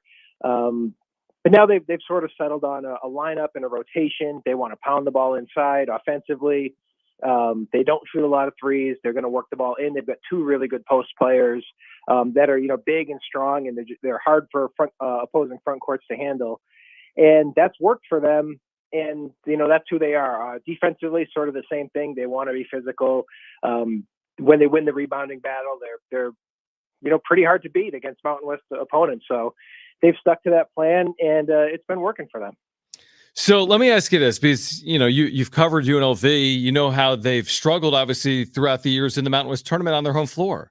And nobody wins 4 games in 4 days. They don't have to, because they've got a bye. It's going to be hard enough to win 3 games in 3 days, to be honest, in this league. What's it going to take? Like, if they beat San Diego State, for example, tomorrow night, will people then say, hey, they can pull this off? I mean, they just beat San Diego State, a team they'd lost to earlier this year at Viejas Arena. They've won 10 of 11. Like, they're as good as anyone right now in the conference. Or, like, what do you need to see from UNLV to believe that they're capable? Because everyone says it every year, oh, UNLV on their home floor, but they never do it. Is this the year they could vie for it? You nailed it. People want to see them beat San Diego State because – every year the Mountain West Tournament comes around and they're supposedly a bid stealer, and they never get out of the second day. They haven't played in the semifinals of that tournament in 10 years. So I mean, it's been a decade. They just haven't even been able to win that first game. So, but yeah, this year they've taken care of the conference play. They swept New Mexico. They split Colorado State. Probably could have been a sweep. They had Utah State on the ropes. They lost on a sort of a fluke play in the final seconds. They've proven that they can beat anyone in the conference, home or road, setting doesn't matter, except for San Diego State, the team that beats them every year, sweeps them every year, pushes them around every year. And we saw in that first meeting, over a month ago at Viejas, where that game was over 5 minutes in. San Diego State was just a different class of team. They came in, they blew them out in the opening so, 5-6 minutes. And that's the one team that UNLV has not been able to match up with. We just haven't seen it. So, if they get matched up with Utah State and they've got to be, Utah State, Colorado State, and New Mexico as their path to the Mountain West Championship, you can say, well, UNLV's beaten all those teams. They can do that. But San Diego State is the one team that's out there that we haven't even seen them play close to San Diego State. So that's the one thing I think the fans will really come around if they show it tomorrow night. What's your expectation? I mean, you think, like you said, UNLV has been playing bigger. They've been physical. They've been rebounding the ball well. That sounds to me like San Diego State, which officially, right now is still a top 10 defense in the country. Are you thinking one of those, San Diego State kind of dictates tempo, low scoring, that type of game tomorrow night at the Thomas and Mack? That's something that, I've been sort of thinking about as well. Kevin Kruger makes he makes no mistake about it. He'll tell you, like, they want to be San Diego State. That's the style of basketball they want to play. That's the program they're trying to emulate. They don't, other teams in the Mountain West do it different ways. New Mexico's got, their 3 guards and they want to play with speed and attack the rim. And then Utah State is going to spread you out and pass the ball. And everyone's got their own style. And UNLV, they want to play San Diego State ball. And it's hard to beat the real thing. Like, it's been working against the other teams in this conference. But when you go up against the real thing, it's different because you're trying to beat a team that's been doing it that way for 20 years. And UNLV's been doing it this way for 20 games. So there's sort of a hurdle there where you've got to prove that you can do it. So, yeah, San Diego State is the team they want to be. They want to play like that. They want that style to work for them. So it'll be an interesting matchup. Now that UNLV thinks they've got their players, they think they've got everyone in place. They think they've got it down pat. They think they're ready and loaded for this game. Mike Grimala with us right now. He covers UNLV for the Las Vegas Sun. You can hear tomorrow's game from the Thomas and Mack at 8 p.m. Ted Leitner on the call. Our pregame coverage will begin at 7:30. How well situated do you think the league is for the NCAA tournament? Do you see it as 5 with New Mexico kind of hinging? Or, I mean, is there even a path? Let's say UNLV does something they haven't done in forever and they win the league, the Mountain West tournament. Is there any path where all 7 of the teams end up in the NCAA tournament? 7, I can't see. If UNLV or who knows, right. Fresno, so some random team goes right. gets hot and wins the tournament, I think they're going to knock out that bottom team. Sure. Whether it ends up being so, because that means some team is going to lose early. New Mexico's going to lose early, or Colorado State's going to lose early. Colorado State is, just struggling to finish 500 in conference play. So if they lose their first game, they're 9-10 in conference. It's is that an NCAA at-large team? I know they were ranked just a few weeks ago, but I don't know. So I think if someone steals a bid, they're going to steal it from the bottom of the Mountain West. So 6 I can see. I can't see 7. I do think UNLV feels confident about their chances. They had practice today, and we talked to some of the players, and I mean, they're really confident. Like they feel this is a statement game for them tomorrow. So they feel like they're peaking at the right time. The Mountain West tournament, they're better positioned going into this tournament than they have been in years. What have the crowds been like? Again, with them, on the upswing, winning some games, even the games they've lost that they've been in, other than that Air Force game. Are the crowds picking up, and what do you expect the atmosphere to be like, midweek, but tomorrow night against San Diego State? They haven't been good all season. Mm-hmm. The crowds are down big time. There's not really a home court atmosphere. Like when they played that game at Viejas earlier this season, the crowd was going bonkers, and you could see that UNLV's players were not prepared for that kind of atmosphere. They were taken aback by just how loud and how big the energy was, because they don't get that at home ever. They have to generate their own energy and their own intensity every night if they're not going to get it from the crowd. So if anything, they're used to it by this point. There may be a little bit of an uptick just because San Diego State's a big game. They're the national runners up still. And that's the big rivalry every year. So I think they'll get a bit of an uptick for this game, but I don't expect it to, make a difference one way or the other. Mike, we're looking forward to it. Tomorrow night should be a really good game. San Diego State on the road against UNLV. Who knows? They could meet next week as well in the Mountain West tournament at the Thomas and Mack. Thank you, Mike. We appreciate your time. Thanks for hopping on. Thanks. Appreciate it. All right. Good stuff. Mike Grimala, again, covers UNLV for the Las Vegas Sun. You can listen to that game tomorrow night, 8 p.m. Aztecs, running Rebs, Ted Leitner on the call, pregame coverage. Myself, Ben Fletcher, will begin at 7:30. All right, who wants 2 free tickets to the Shamrock St. Patty's Day Music and Beer Festival? This is just over a week away in the Gaslamp, March 16th.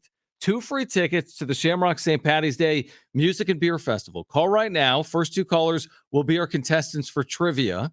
The number to call is 877-767-4760. So call right now. Again, the number to call for great giveaway. Shamrock St. Patty's Day Music and Beer Festival, 877-767-4760. Call right now if you want those tickets. Again, one more time, 877-767-4760. We'll give away those tickets next on Trainwreck Radio. Stay with us.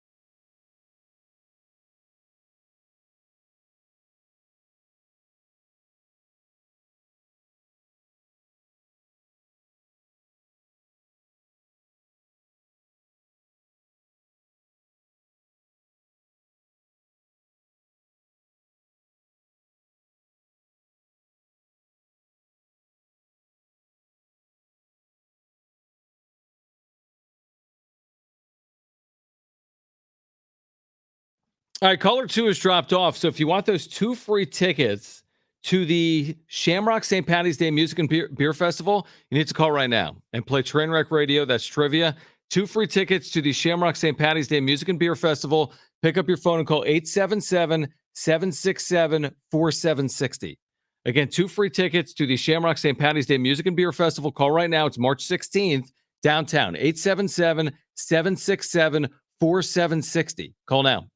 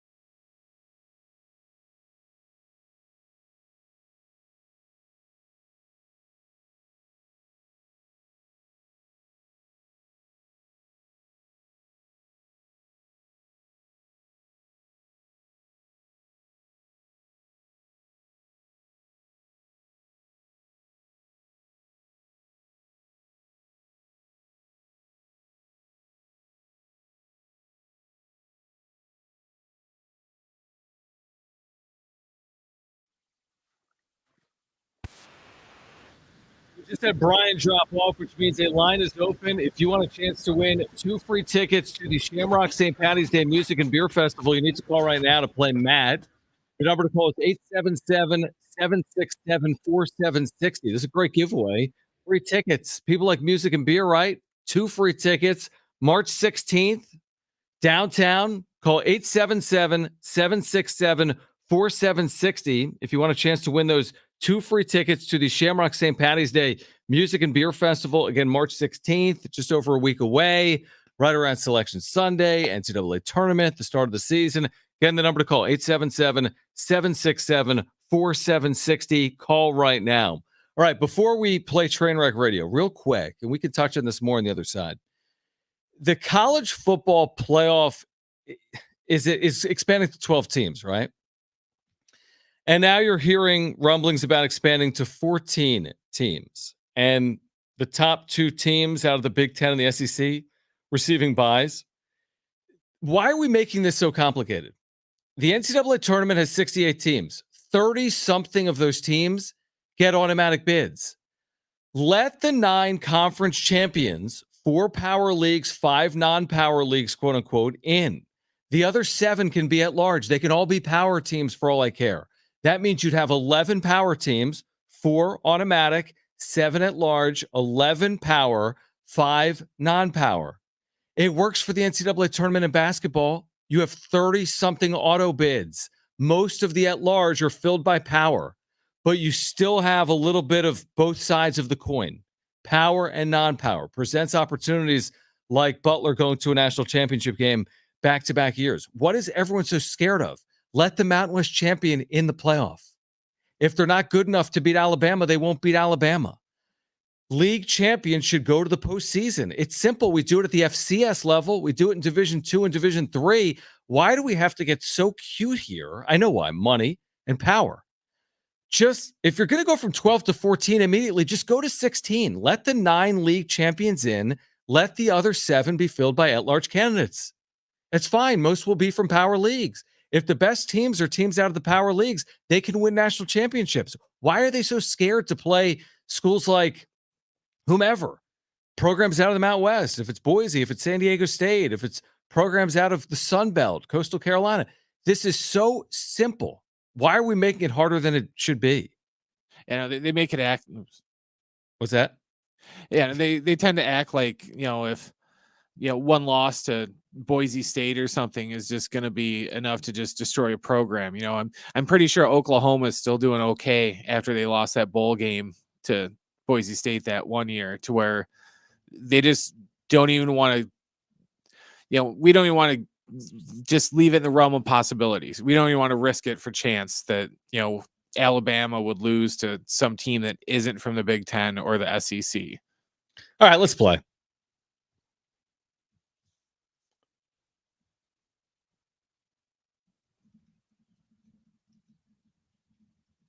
All right, 3 questions, 2 contestants, 1 lifeline. Well, literally 1 lifeline today. Today's 2 contestants, we have Matt and we have Mitch. And since we only have John, Matt, that just means you get to go first today, okay? Sounds good. So I'm the lifeline for both Matt and Mitch. Correct. Okay. So I hope we don't get into overtime because I'll have to get creative with that. Okay, guys. We talked earlier today that the Broncos are going to release Russell Wilson. Did you guys know that Russell Wilson has been sacked the 5th most times in NFL history, a whopping 527 times? Today's question: can you name anybody else anybody in the top 10 for most sacked quarterbacks in the history of the NFL? Like I said, Wilson is number 5 most sacked all time. So just name anybody else in the top 10 for most sacked quarterback of all time. I like it. All right, so that means Matt goes first? Yep, Matt will go first. Matt, you are on the clock. You have a lifeline. Most sacked quarterbacks in NFL history. Who do you think? Brett Favre. Brett Favre. Top 10, Brett?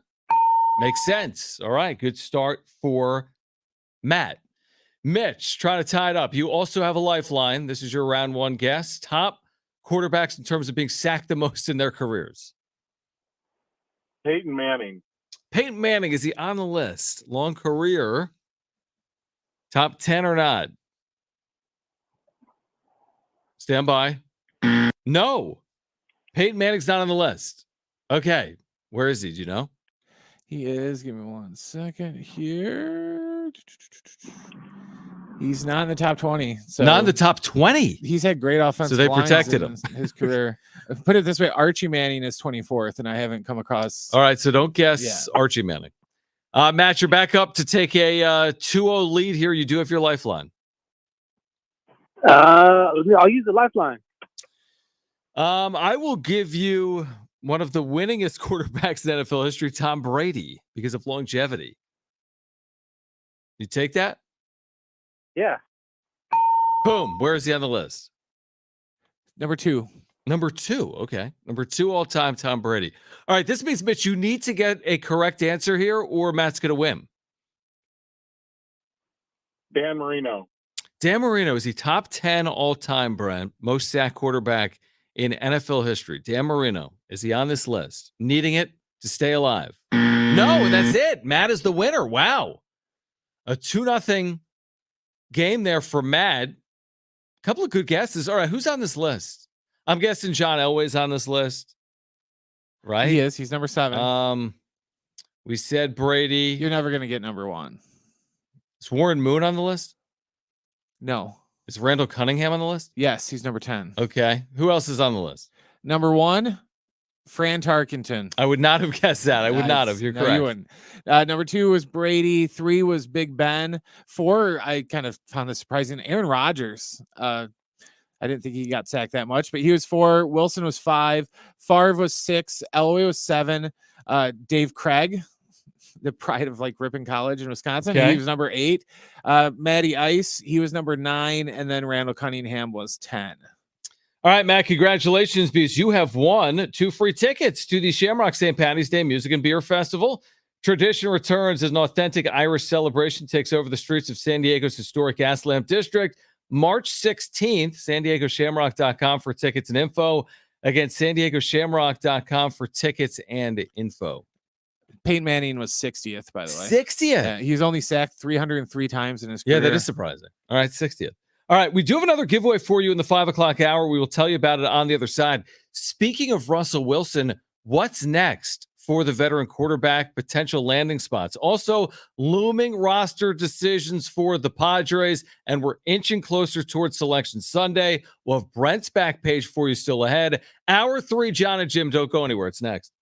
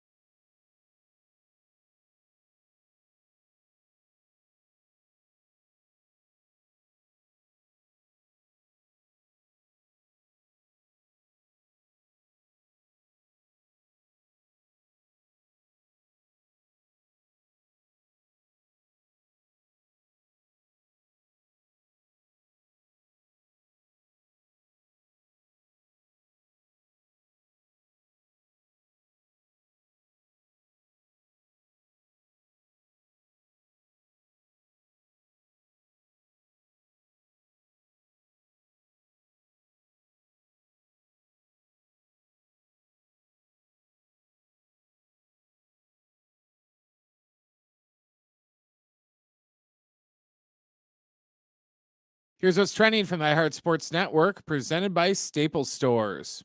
The Lakers take on OKC tonight in their first game since LeBron crossed the 40,000 point mark. You can hear that game right here on San Diego Sports 760 with pregame at 7:15 and tip around 7:30. In NFL news, the Broncos announced today that they have told Russell Wilson that he will be released after the 2024 league year begins next Wednesday. By releasing Wilson, the Broncos will take on an $85 million dead money cap hit over the next 2 seasons. And the Aztecs are back at it tomorrow on the road at UNLV. Pregame coverage with John and Fletch will start at 7:30, and Uncle Teddy will have the tips slightly after 8. Staples Print Big Sale means the more you print, the more you save. Get $20 off your print purchase of 100 or more, $50 off your print purchase of 200 or more, and $100 off your print purchase of 300 or more. Offer ends 4/6. See staples.com/print for details. Print more, save more at Staples. The Aztecs get ready for their final games of the season, plus some history up in LA. Sizes him up. 360, spin to the rim, and in! There it is! 40,000 on a 360 left-handed layup to the hoop. Now, it's time for Jon and Jim. All right, San Diego and Southern California, what's going on? This is the final hour of Jon and Jim. Jim will return tomorrow, we believe. Yay. So Jim will be back tomorrow. Now he's got his bachelor party coming up this weekend. And then who even knows? He'll be back tomorrow. Jim will be back tomorrow. By the way, John Fanta, Fox Sports, great voice in college hoops, is on the show tomorrow as well. So what do you think they're going to do for his bachelor party? Like play Pokemon Go and go golfing? What do you think Jim is going to do in his bachelor party? Wrong answer is only 70470. Started with team. That's a really good question.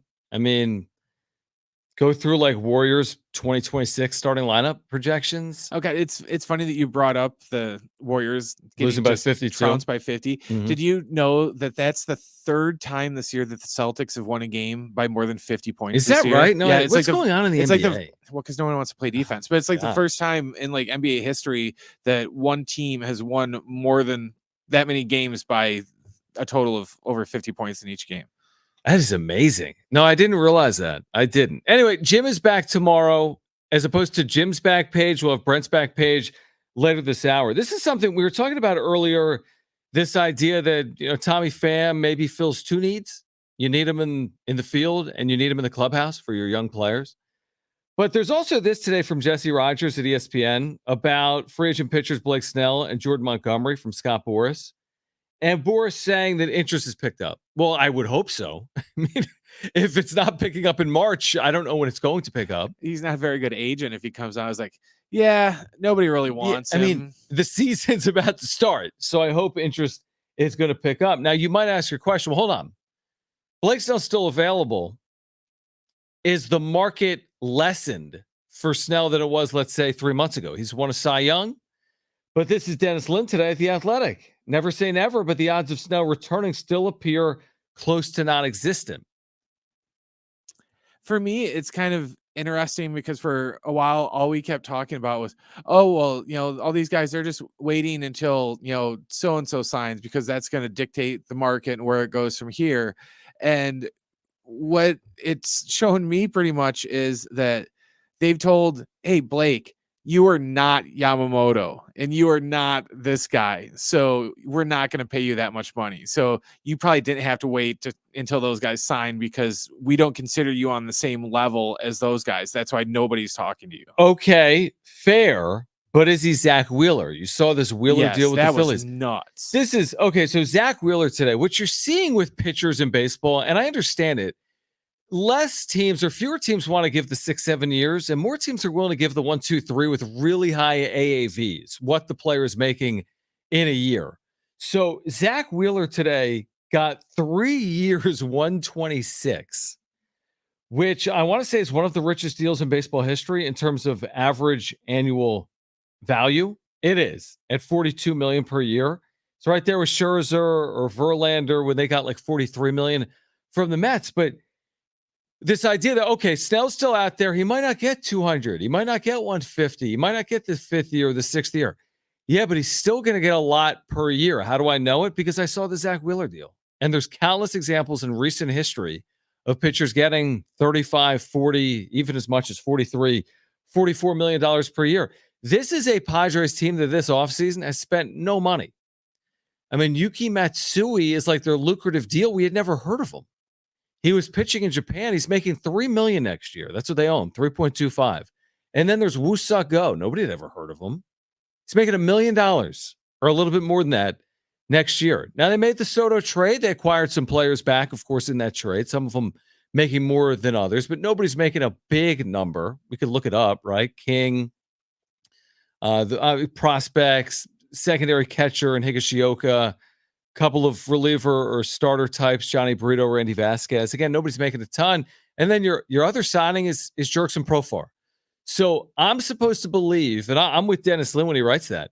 How are we supposed to believe that there's any chance that the Padres could get back in on Blake Snell if their total allocation via trade or free agency all winter is like 10, 15 million with the Soto deal? And again, they freed up tens of millions with Soto. But again, they've taken on, let's say, I'm making it up, 10, 12, 15, 17 this offseason. They're going to go pay Blake Snell 45 per year. I don't see it. And if they do it, they're back over the CBT threshold that I thought they were doing everything in their power to stay under. So there's that conversation. And then there's also, I think it's in here somewhere, what Dennis wrote earlier, this idea that, hey, who are they going to be in the future? Are the Padres going to be the Peter Seidler spending team in the future, even if they're resetting right now? Or are they going to be middle of the road spenders in the future? I think that was in here. And I don't want to quote some. Okay. Is this year's payroll reduction a one-time effort or more likely a post-Seidler return to settling for a middle-of-the-road payroll? And Dennis writes, with the caveat that this season should give us more information, I'd lean slightly toward the latter scenario, that they're more likely to be middle of the road than Peter Seidler-esque, which again isn't surprising, but then leads you down the path of, well, they're not going to be involved in someone like Blake Snell making $40+ million per year. Doesn't it seem like we're too obsessed with the payroll a little bit to where everyone's equating that, oh, well, if we don't have a super high payroll, there's no way we can be successful, because no team with a medium to, below medium payroll has ever been successful in baseball. Right. Tampa Bay's not, they're not competitive year in and year out, and they don't spend jack, but it just kind of seems like everyone is putting so much emphasis on, look, we don't have a lot of money, but money doesn't automatically equate wins. If it did, the Yankees would be on like their 17th consecutive World Series, Mets but it just, and the Doyers, it doesn't work that way. So, I get what some people, they use the money spent as that's their way to equate. Oh, well, that means you're trying. Because, if you're writing out checks, that means to me that you're trying, even though it's not going to equate to wins, but you're spending money. So that's good enough for us. So you're trying. Yeah, no, that's an interesting. I agree with what you're saying. There is no guarantee or like straight line. I'm 100% with you. Now, are the Padres taking it to like, they're kind of 180 degreeing it from, hey, let's open up the pocketbook. You're right. That doesn't guarantee winning, to really tightening it to the point where it's so tightened that they have legitimate holes on their major league roster that are yet to be filled because of financial issues or concerns. Well, they're like that person that can't balance their checkbook, or they spend too much on their credit card. But instead of going, okay, I'm just going to have to ease off of my purchases here, they go from, oh yeah, I spend, I'm just throwing a number, I spend $1,000 a week on all these things. Now I'm just going to cut it down to, I'm spending $100 a week. Or like a dieter, to where it's like, oh yeah, normally I would consume like 20,000 calories in a day, but I really need to lose weight, so I'm just going to eat 500 calories a day. And you know what they say about those types of people? It's not sustainable. Exactly. Because you can't lose 50 pounds in a day. You can't say, I weigh 300 pounds and I want to get down to 250 tomorrow. It doesn't work like that. And you can't starve yourself to do it. Or if you do that, everyone knows that's a bad way to do it. It's not healthy and it's not sustainable. And what the Padres have done here, I'm glad you went down that payroll path, because you're right. The payroll alone wasn't salvaging anything. Them spending identically to last year wasn't guaranteeing them anything. But the fact that they have done this with such a 180-degree turn feels dangerous as well. I think it was dangerous to spend the way they've spent because it's not sustainable.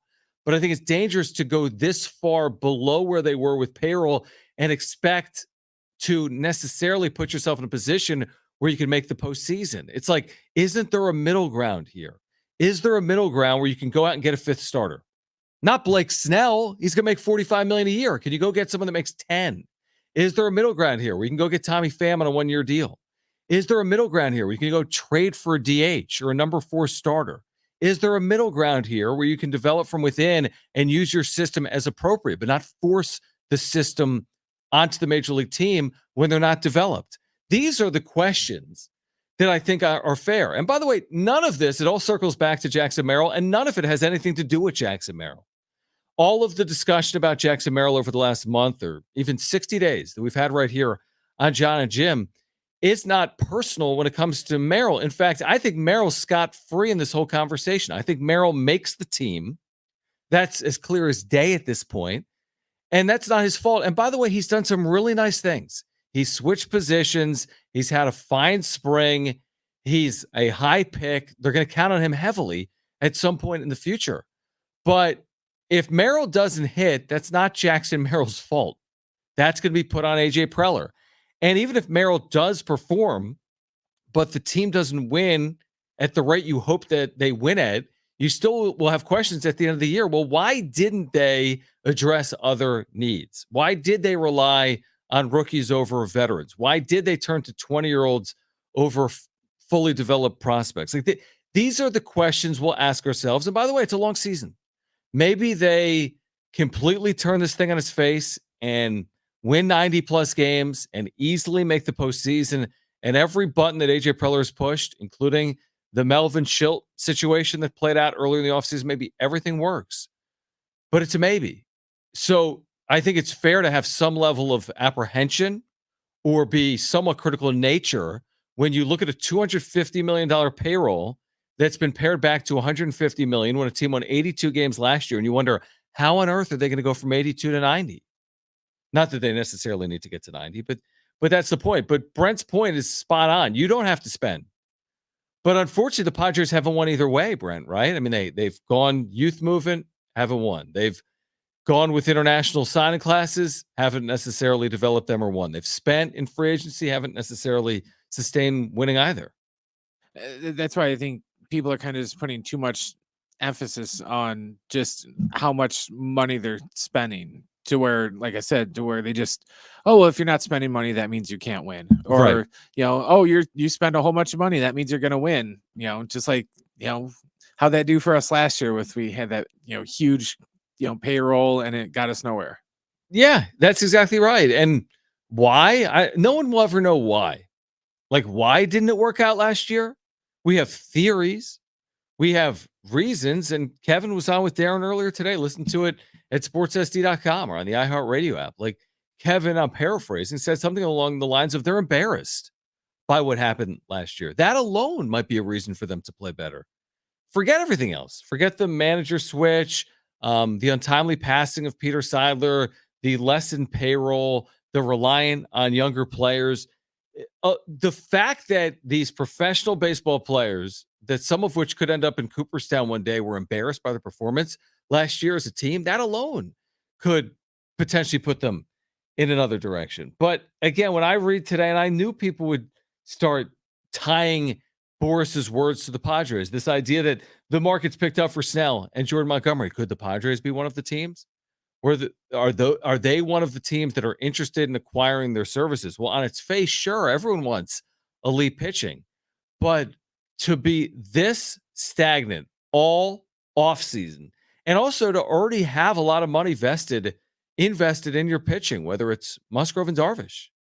And we'll see about Michael King. He's a free agent at the end of 2025. I would just be, among the more shocking developments would be the re-signing of Blake Snell. It would just be shocking, considering how prudent they've been all offseason, to, on a whim, which seemingly is what it would be, to spend $44 million per year on Blake Snell this late in the process, to me would be shocking. You know, it'd be the equivalent of, we were talking about cutting budget. It'd be the equivalent of, okay, yeah, we're just gonna, eat bologna for a month, and then all of a sudden, 2 weeks into eating bologna, you're like, yeah, we're gonna buy a steak. It's like, whoa, whoa, whoa, whoa, whoa. You said we couldn't afford steak. That's why we've been eating bologna and filling our, cupboard with bologna. Oh yeah, I know, but we're just gonna do it anyways. We'll worry about the consequences after. Because Right. how'd that work for us before? Yeah, no, that's a good analogy. I like it. And listen, we're watching. I'm paying attention to spring training. They got good pitching today against the Cubs. Fernando Tatis Jr. had 3 hits. Jackson Merrill had a base hit. Padres won 2-1. They got really good pitching here today. But what you're seeing, and I said this day one when they lost 14-1, and I'll say it tomorrow if they win 14-1. What we're seeing in spring training to some extent, and here's the issue. You don't know what's real and you don't know what's a mirage. What I mean by that is this. Someone having a good spring is going to have a good season, right? The Johnny Brito with a nice spring might have a great season in the back of your rotation, or Matt Waldron may emerge in your bullpen or your rotation. And you get the point. And Jackson Merrill's fine spring could result in a fine season, but there's no key or assurance in this stuff. And what happens during one way or another to what's going to happen during the regular seasons. The questions I had in February before spring training remain the questions I have now, even though I've seen some good things. I've seen Merrill. I've seen Brito. I've seen Waldron. But what I'm seeing in the Cactus League is a mirage to some extent, or some of it's going to be real. I just can't tell you today what in fact is real and what in fact is not. Well, you know why a lot of the questions haven't changed? Because they didn't bother to answer any of them. The question 2 years ago of, oh, hey, who's going to be DH or play first base? Oh, I don't know. Let's go get some more shortstops. Oh, well, who's going to play outfield? I don't know. Let's go get some shortstops. Yeah, right. Exactly. Like someone put in the chat here on YouTube, and you can find us by searching for Jon and Jim 760. Someone put, who's paying Snell $44 million per year? Guys, someone will. Zach Wheeler just got 42. I mean, I'm willing to guarantee if he goes short on years, he's getting 40. Because if Zach Wheeler had a nice year with his mid-3 ERA, how can you justify the older Wheeler getting more per year than the younger Snell coming off a better year? It doesn't. They're all part of a labor union, and he has Scott Boras as his representation. There's no value play on Blake Snell. If anything, there might be a shorter deal. There may be. It may be 3 years, 120. But that's still $40 million per year.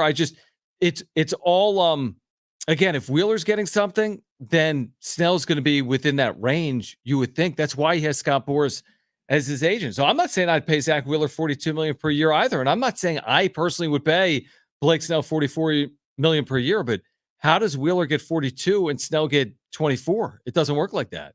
Well, if I'm Boras, that's exactly what I'm saying. I'm going to go, hey, Wheeler's getting this. Did Wheeler win the Cy Young last year? No. Right. So why is he getting more than my, client who won the Cy Young? Right. Like another person in the chat says the only way Snell's coming back is if Preller signs him to like a 3-year deal with opt-outs and it's backloaded. So he makes like 15 this year to stay under the CBT. Maybe we can talk him into deferring all the money to the last year of his deal. Yeah, exactly. And James is right. What you're saying, James, is spot on accurate, which is why it's not happening. Blake Snell doesn't pitch the way he pitched. Wins the Cy Young, had one of the better 15 or 20 start stretches like in the history of the National League. It was incredible for most of the year for the Padres. Really was. The last 5 months, the best pitcher in baseball. Shoot, he was the National League's best pitcher. He won the Cy Young. You don't do that and have Scott Boras as your agent to go make 15 a year when you made 20 last year. So he's getting a bump. He's signing sooner rather than later. And when we see the numbers, I can already see it now. People are saying, man, I can't believe he got 40 a year. Man, I can't believe he got a 60 year. Or I can't believe he got 150 plus or 200 million. I can, because I'm seeing these deals. Now, again, I'm not saying they all have to do with the other, like Brent talked about earlier. I'm not saying Snell is getting Yamamoto money, but I am saying I'd be surprised if Snell doesn't get Zach Wheeler money. Because he should.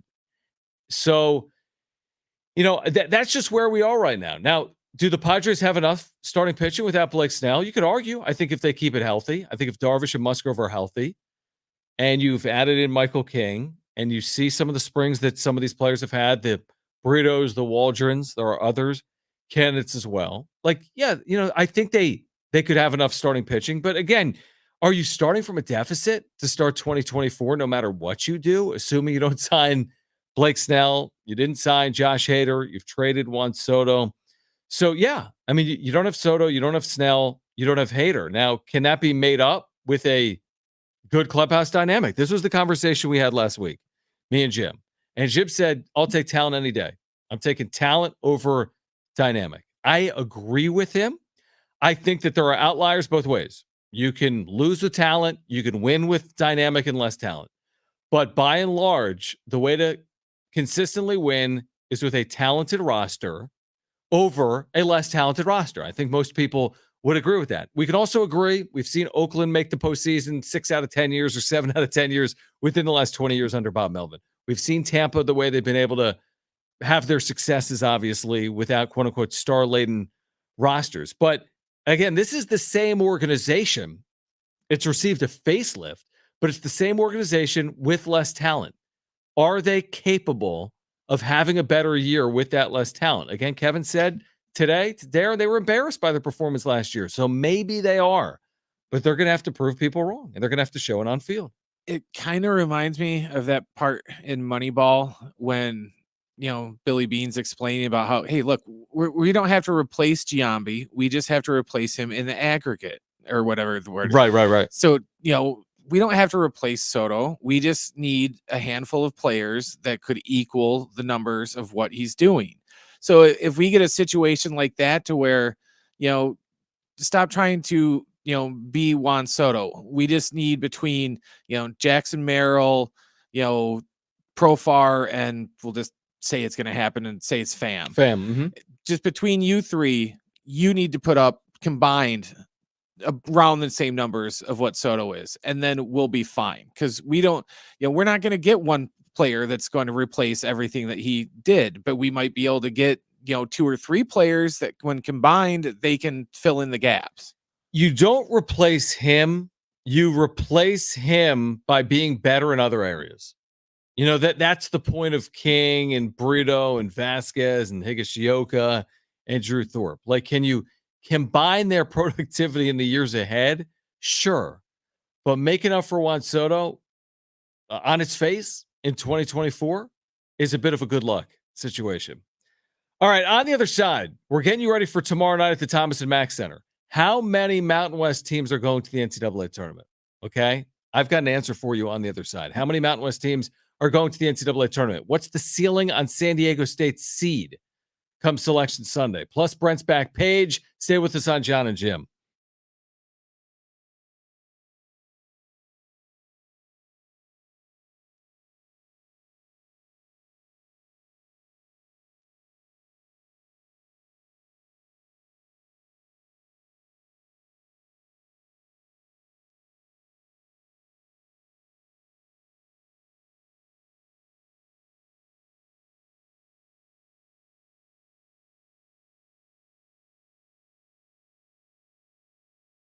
All right, guys, imagine waking up this time next week and being 100% debt-free.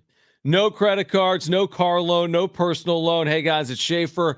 Loan Pronto's Equity Express line of credit can make it happen. Homeowners are turning their home equity into cash almost instantly with Loan Pronto's AI-based system.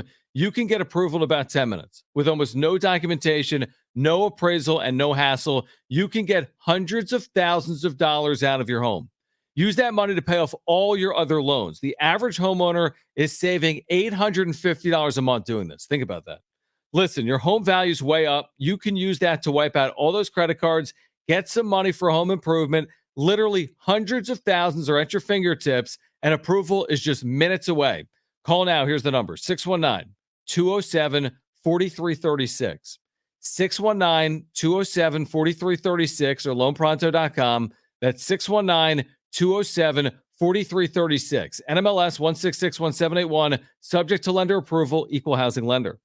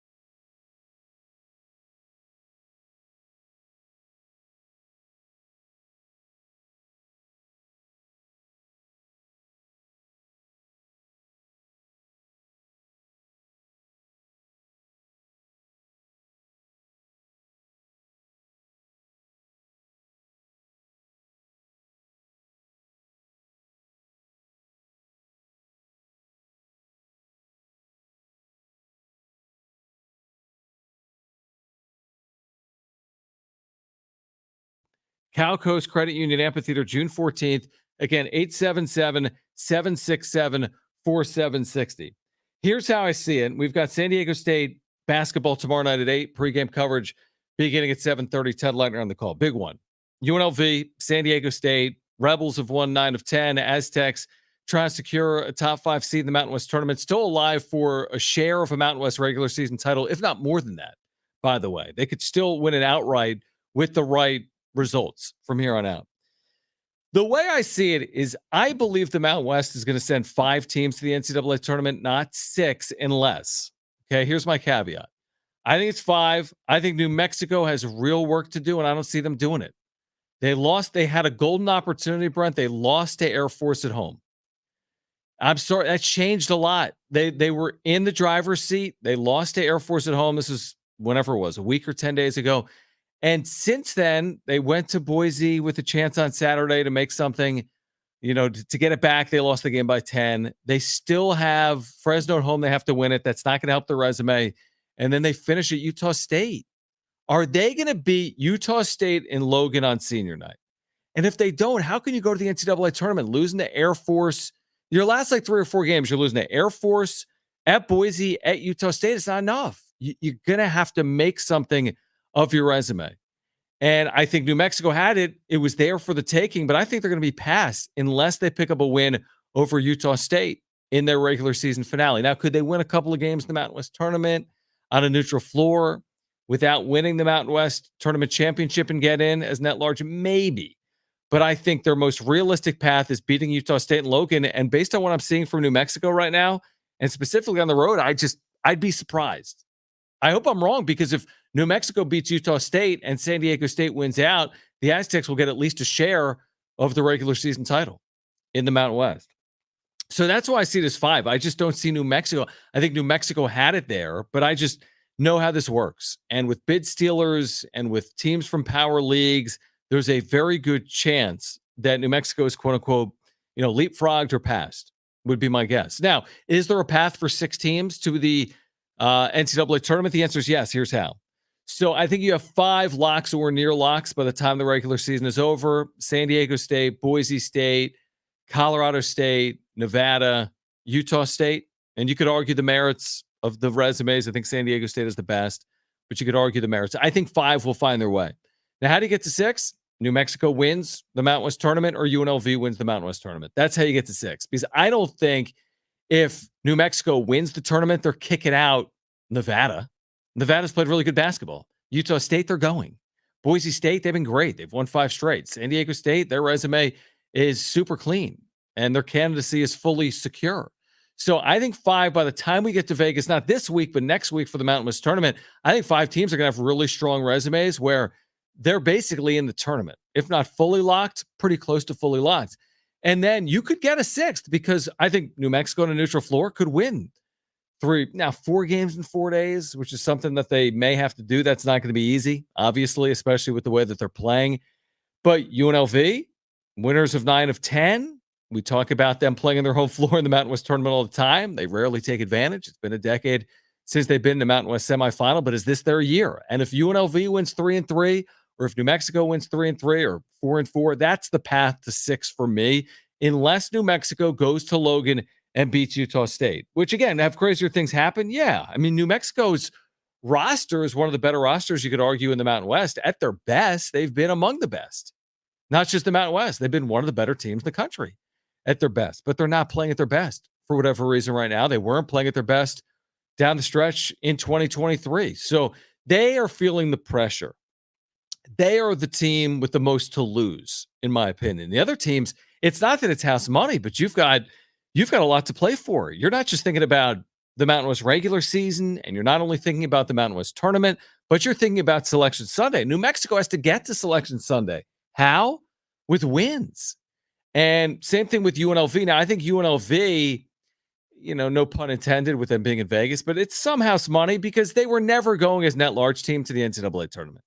They've lost to Southern this year. They lost to Air Force by 32 at home. They've had heartbreaking losses. Somehow, though, to their credit, they've flipped their season on their head. Like they just have. They've won 9 of 10. It's the only time in UNLV history that they've won 9 of 10 games in the Mountain West. UNLV. in the 25-year history of the Mountain West has never gone 9-1 in a 10-game stretch in the league, and they have right now. And we had Mike Grimala on earlier from Vegas, who covers UNLV, and he said, they recognize the importance of tomorrow night against San Diego State, right? They see it as a huge opportunity. I'm sure the Aztecs see it the same way. Aztecs have not played in a week. They could use that rest.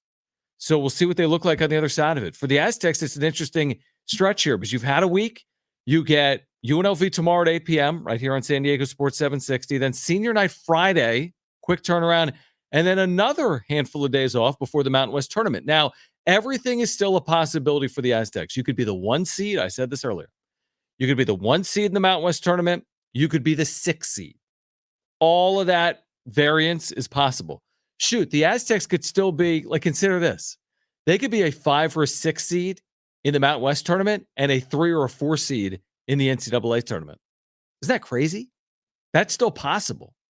So it'll all play out. I mean, we're days away from the end of the regular season. I can't believe that. But tomorrow is the second to last regular season game. Friday is senior night, last regular season game, and then the Mountain West tournament.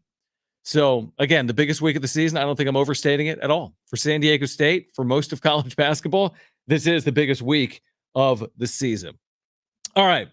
What we typically do when Jim isn't here is still do the back page, and most people tend to think that it might be even better. So Brent prepares the back page when Jim isn't here. Jim will be back tomorrow. So on the other side, we'll bring you Brent's back page. We do have Lakers basketball tonight. Coming up, 7:15, did you say, Brent? Yep. 7:15 Lakers basketball tonight. Brent's back page is next. Stay with us on Jon and Jim.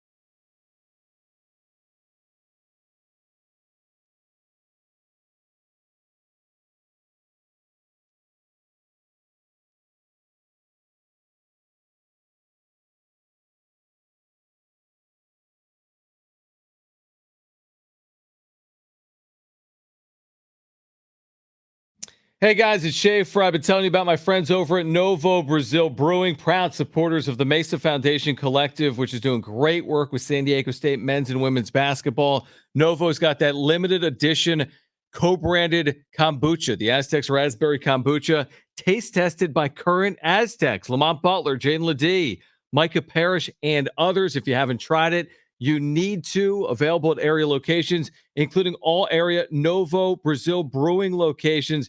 You need to check them out in San Diego County. You can find out information on all of their locations at novobrew.com. They've got fantastic locations. Otay Ranch with the massive LED screens, the new IB spot, and the brand new spot in Mission Valley, which has been open for about 2 months. It's a 350-seat restaurant. It's spectacular. Indoor, outdoor, full bar menu, 60 taps of Novo Brazil beer. They have the kombucha I've been telling you about, seltzers, but it's great for the families because they've got just spectacular food offerings, sandwiches and salads, tacos, burgers, empanadas, appetizers, Brazilian-inspired entrees, and more. It's the best spot to go if you're looking to watch a game this weekend. Maybe you're looking to watch college hoops this week, final week of the regular season. Check them out at any of their area locations. And again, visit novobrew.com. That's novobrew.com.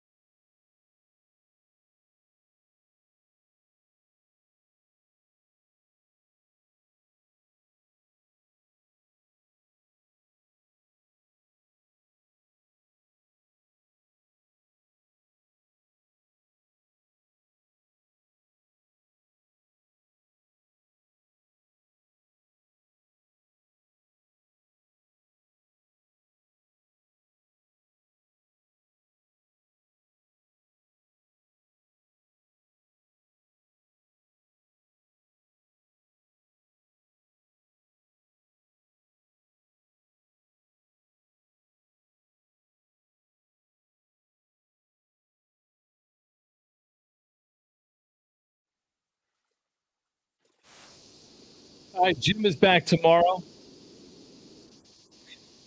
That's the extent of it. By the way, John Spanton, Fox Sports, great college hoops announcer and voice of college basketball. Joe Smart 330. Jeff Smith, Mason Foundation.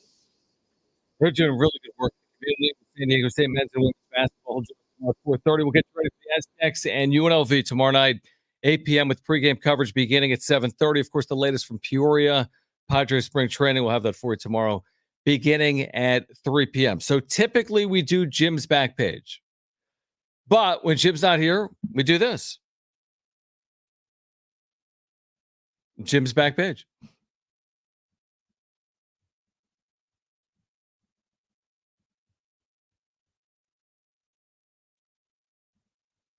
All right. Now this story is from the middle of February, but somehow Jim must have missed it. An Albany, New York man who was caught at the border with pythons in his pants was fined and sentenced to probation today. New York man admitted to smuggling three Burmese pythons in his pants through a U.S.-Canadian border crossing. He was sentenced to a year of probation and fined $5,000 by federal prosecutors. So a year probation is the penalty, essentially. Apparently, yes. He thought that he was just going to be able to shove some snakes down his pants and get across the border and no one was going to notice. Yeah, it's a bad idea. Yeah, don't do that. It was never a good idea. No, okay. No, it wasn't. So, I just thought that was funny because the article was just one of those things. Hey, is that a python in your pants? Or are you just happy? No, it really is. It's 3 pythons in this guy's pants. And now he's going to pay for it. John, have you been to Legoland?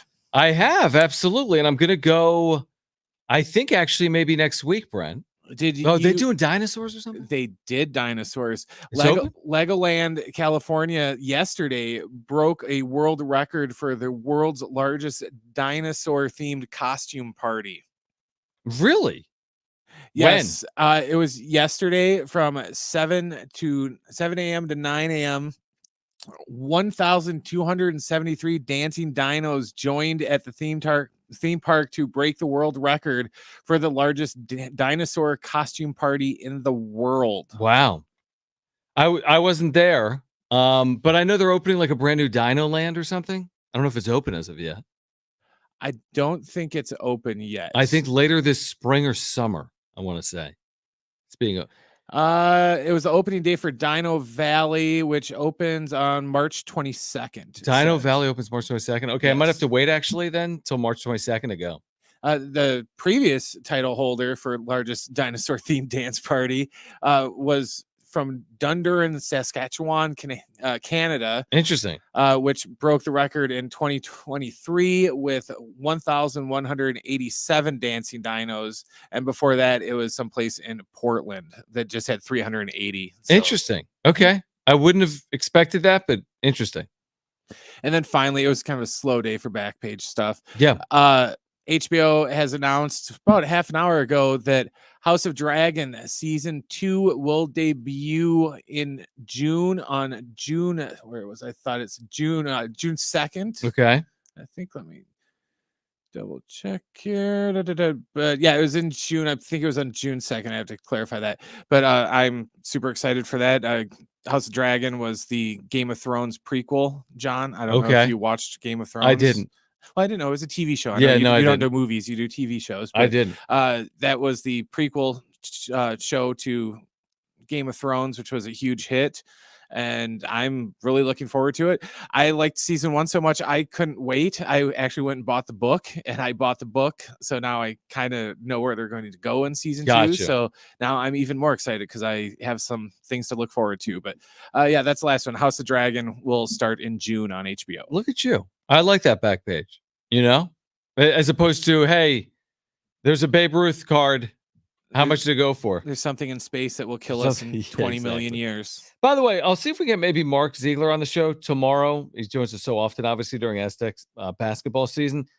He's reporting tonight, not really reporting, but speculating on the potential for the Mountain West to move its men's basketball tournament away from the Thomas and Mack Center, which is UNLV's home court, to another venue in Las Vegas. This has been discussed widely over the years.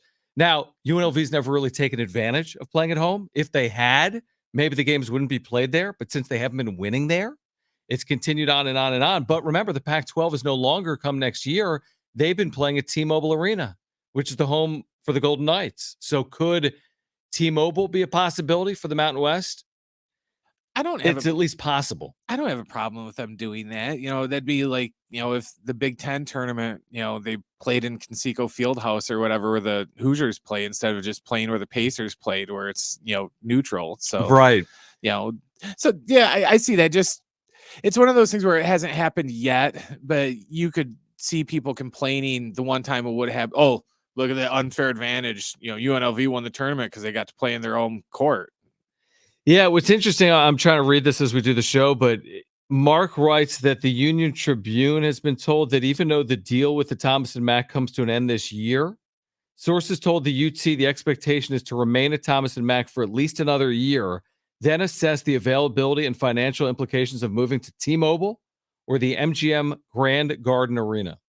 So as of now, per Mark in the UT tonight, the Mountain West tournament likely to remain at the Thomas and Mack Center for at least another year, and then look at the possibilities of moving elsewhere in the city of Las Vegas. But again, without the Pac-12, could that open up more of a door for a league like the Mountain West? Now, you could see the Big 12 try to do a one-off tournament out west. You could see the Big 10 with their new programs out west do a one-off tournament in Las Vegas. But does this open up something for the Mountain West? They can play in that new A's stadium. Yeah, exactly. Play outside. I like that. Yeah, that's a possibility for 2050 or whenever that stadium is completed. All right, good stuff. Again, tomorrow, John Fanta is going to be on the show from Fox Sports. We'll get into the final week of the regular season with John, Jeff Smith. And Jim returns to his show. Jim Russell, I see it. Will return. We're told tomorrow at 3 p.m. The latest from Padres spring training in Peoria as well. All right, if you missed anything today, sportsst.com, iHeartRadio app, iTunes, TuneIn Radio, Spotify. If you're listening to us on a podcast, please leave a review as well. Find us on social media by searching for Jon and Jim. That is JONANDJIM. That's at Jon and Jim. All right, Jim is back tomorrow for Brent. I'm John. Keep it here. This is San Diego Sports 760. Okay.